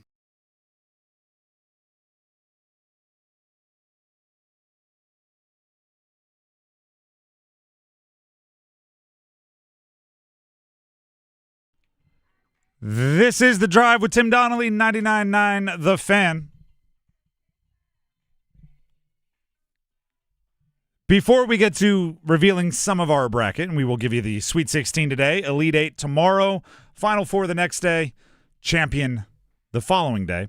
I want to make sure you're updated on what's going to be going on here on the station over the next handful of days. And I'll give you some of the surface level stuff, and then Dennis will give you the nitty gritty. Thursday and Friday, we will not be on in our normal time. Our show 3 to 6 will not exist because we're going to have play-by-play on. There'll be games that you're going to care about on during that time. But we still want to be involved. We don't want to be left out. So we'll move our show to 10 to noon. So we'll be on in the morning and then pass you off to games and Adam Gold, depending on how you're listening, where you're listening, all that sort of stuff. So Thursday, Friday, 10 to noon here on The Drive. Dennis, as far as play-by-play goes in games, where can everybody find everything? So, again, if you want to go, just find a listing of information on here on The Fan or maybe on Buzz Sports Radio. If you go to 999thefan.com or the 999 The Fan app, you can just look at a listing. It's all right there, what we're going to have for you throughout the entire week. But like you said, Thursday, Friday, 10 to noon show, as opposed to a normal 3 to 6. We're going to be 10 to noon. And then at noon, go straight into college basketball. Straight into college basketball. The Adam Gold Show will be over on Buzz Sports Radio if you want to tap over there. But if you want to listen to basketball, you're driving around, going to get lunch or whatever it might be, you want a place to watch the game, you're driving home, you tune in here to the Fan, we got you. Now, there is a Canes game on on Friday. Canes game on Friday night, so we still have Canes for you guys on Friday night. But Thursday, just tune in at noon. There's just basketball the rest of the day, literally the rest of the day. But tomorrow and Wednesday, you have Canes for you right here on 99.9 The Fan. But maybe you're watching the Canes game, you want to listen in on what's going on with the basketball. Buzz Sports Radio got you on tomorrow and on Wednesday, Buzz Sports Radio. Obviously, NC State plays tomorrow night as well. You have Mix 101.5 will carry the NC State broadcast as well. Trust me, folks, we got you covered. I was just going to say. We got you covered. Take notes, everybody. Did you get that? Yeah. Our family of networks is doing everything we possibly can to bring you as much live sports action as possible. And in addition to that, we're doing everything we can to make sure you're set up for everything you can need prior to the live action over the next handful of days. And I think Saturday, games. Yep. All days, no Canes game Saturday. So guess what? Games. Yep. And all day. Sunday, there will be a Canes game, but also I assume games when Buzz that's Sports not Radio, going on. folks. Yeah, there's. Like I said, we do a lot of, and by we, I mean the people behind the scenes, and Paul Ihander, our program director, do a lot of work to make sure all this is available to you. So please take advantage of it, right? If we're going to do the work, we want you to enjoy it. Having said that, we'll update you on that throughout the week daily to make sure that you're aware so you don't have to remember it all. The Drive with Tim Donnelly, 99.9 The Fan. Before we go, we do want to start putting some of our predictions down on wax, as they say, getting some receipts. So we'll go as far as predicting our Sweet 16 today. Our Sweet 16 in the bracket. Dennis has already filled his out, put it in online, so he's ready to roll. What do you think? We do this like region by region? Does that sound good? Yeah, let's go. Why not? All right, let's start with the East region. Sure. Who are your 4 teams in the East region that make the Sweet 16? I'm going to go pretty chalky here. Duke, the 1 seed, UConn, the 2 seed, Michigan State, the 3 seed, Kansas, the 4 seed. Chalky. No, that is chalky. Yep. Mine is nearly as chalky. The only thing I have is I have St. John's upsetting Kansas. That's fair. So St. John's will match up with Duke in a 1 versus 5. But I have to admit, in years past, if I were feeling a little bit more froggy, I think I might go like a UCF over UConn, just because UConn has shown some real kind of cracks in the foundation over the last handful. But Dan Hurley seems to have them ready for March. So I went Duke, St. John's, Michigan State, UConn as my 4 in the East region. Let's drop on down to the South region, the bottom left quadrant. Dennis, who are your 4 that make it out of there? All right, so you said the South region? Yep. All right, so my South region, mostly pretty chalky as well. I'm not going to lie. I have Florida, the 1 seed, Houston, the 2 seed. I have Illinois, the 3 seed, and I have Vanderbilt as the 5. That's exactly what I have. Okay, there it is. I have Florida, Vandy, Illinois, Houston. Obviously, Carolina is in that bracket, and I have them beating VCU, losing to Illinois. I think Illinois is just a bad matchup for them. Yeah. I think they could beat teams of the same, or they can beat Illinois, but I would pick them against teams of the same quality as Illinois if they weren't built in a way to like test exactly what Carolina has struggled with this year. So there's that. Also, I think Nebraska over Vanderbilt is a froggy one. I think that one might be willing to leap a little bit. Nebraska has won a bunch, but Vanderbilt has all the former UNC players, so I'm just kind of more familiar with it, so I rolled with Vandy. Let's go to the West region. West region, picking the 4 teams that make the Sweet 16. Dennis, what direction are you going? I'm going to go with top-seeded Arizona. Give me 6 seed BYU. I think DeBonsa just has a couple of good games in him. Give me the 7 seed Miami. Wow. Yeah, give me the Miami in there. And also give me a 4 seed Arkansas, the SEC champ. We are similar, except I do have Purdue over Miami. I have Arizona facing Arkansas in the Sweet 16. I think Acuff, the point guard for Arkansas, is a special one, and Calipari with a great point guard is usually a pretty good kind of pair there. BYU, the same thing. One of the things I can't quit in the NCAA tournament is just the great individual talents. Maybe it goes back to, I talk about this all the time because it's my glorious one shining moment in my family bracket pool. I won with Carmelo Anthony in Syracuse, and it was just off of Carmelo was a future NBA guy, and I rolled with it. And since then, I haven't been able to quit it. And DeBonsa's kind of that dude, right? He's just a future NBA unreal talent who could put a team on his back. So I have BYU in the in the Sweet 16 as we reveal our Sweet 16s. Arizona, I think, is one of the more complete teams in the tournament. Arkansas, I talked about Calipari and Acuff. I do have Purdue over Miami. Miami, I think, is really good, and I think what Jay Lucas has done is impressive. If I'm not mistaken, they have some weird travel and stuff. So I think they beat Missouri. Missouri, team that state fans really think are just the worst in the world and should be down there in the first four. But Purdue has some vets. They've returned darn near everything from last year.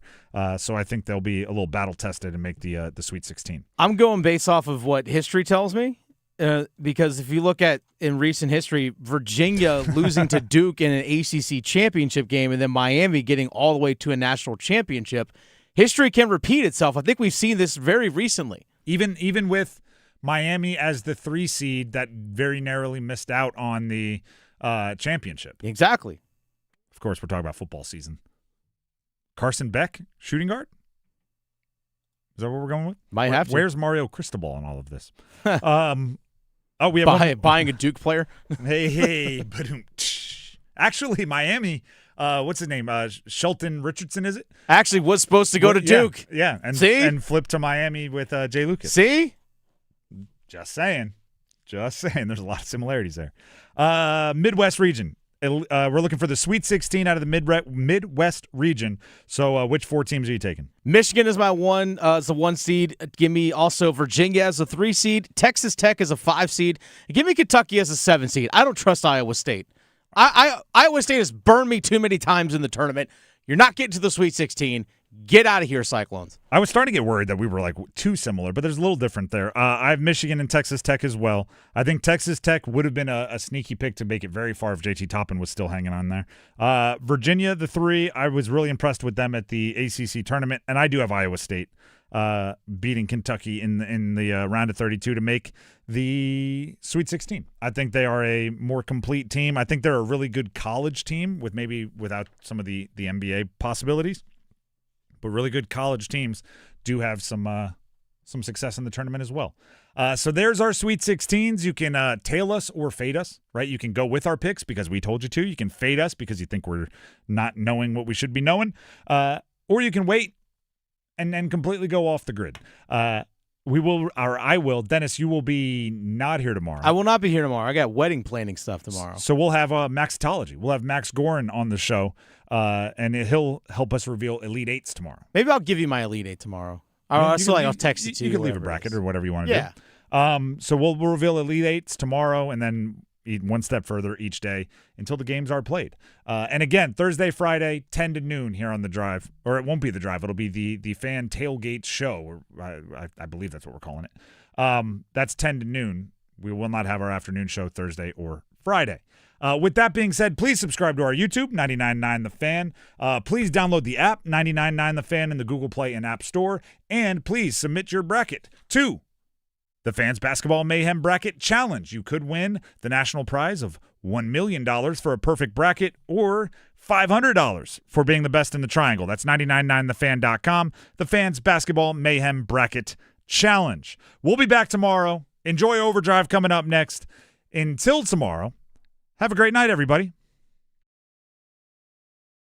Move your sports day forward. They say hope isn't a strategy, but during college basketball conference tournament time, it's a fact. Hope, the money your team spent in the offseason, bought some clutch performances. Hope, it purchased enough wins so you aren't first 4 out. Your team will be evaluated dependent on this hope, and have faith knowing early exits will be judged harshly. Get set up. Join Next Up with Paul Ihander.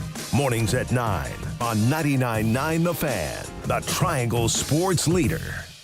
The Chase Ink Business Premier Card is made for people who make things happen, like me. I'm Sam, founder and CEO of Manifest, a product design company that makes everyday products designed smarter. I get 2.5% cash back on purchases of $5,000 or more, plus unlimited 2% cash back on all other purchases, which helps us make more smart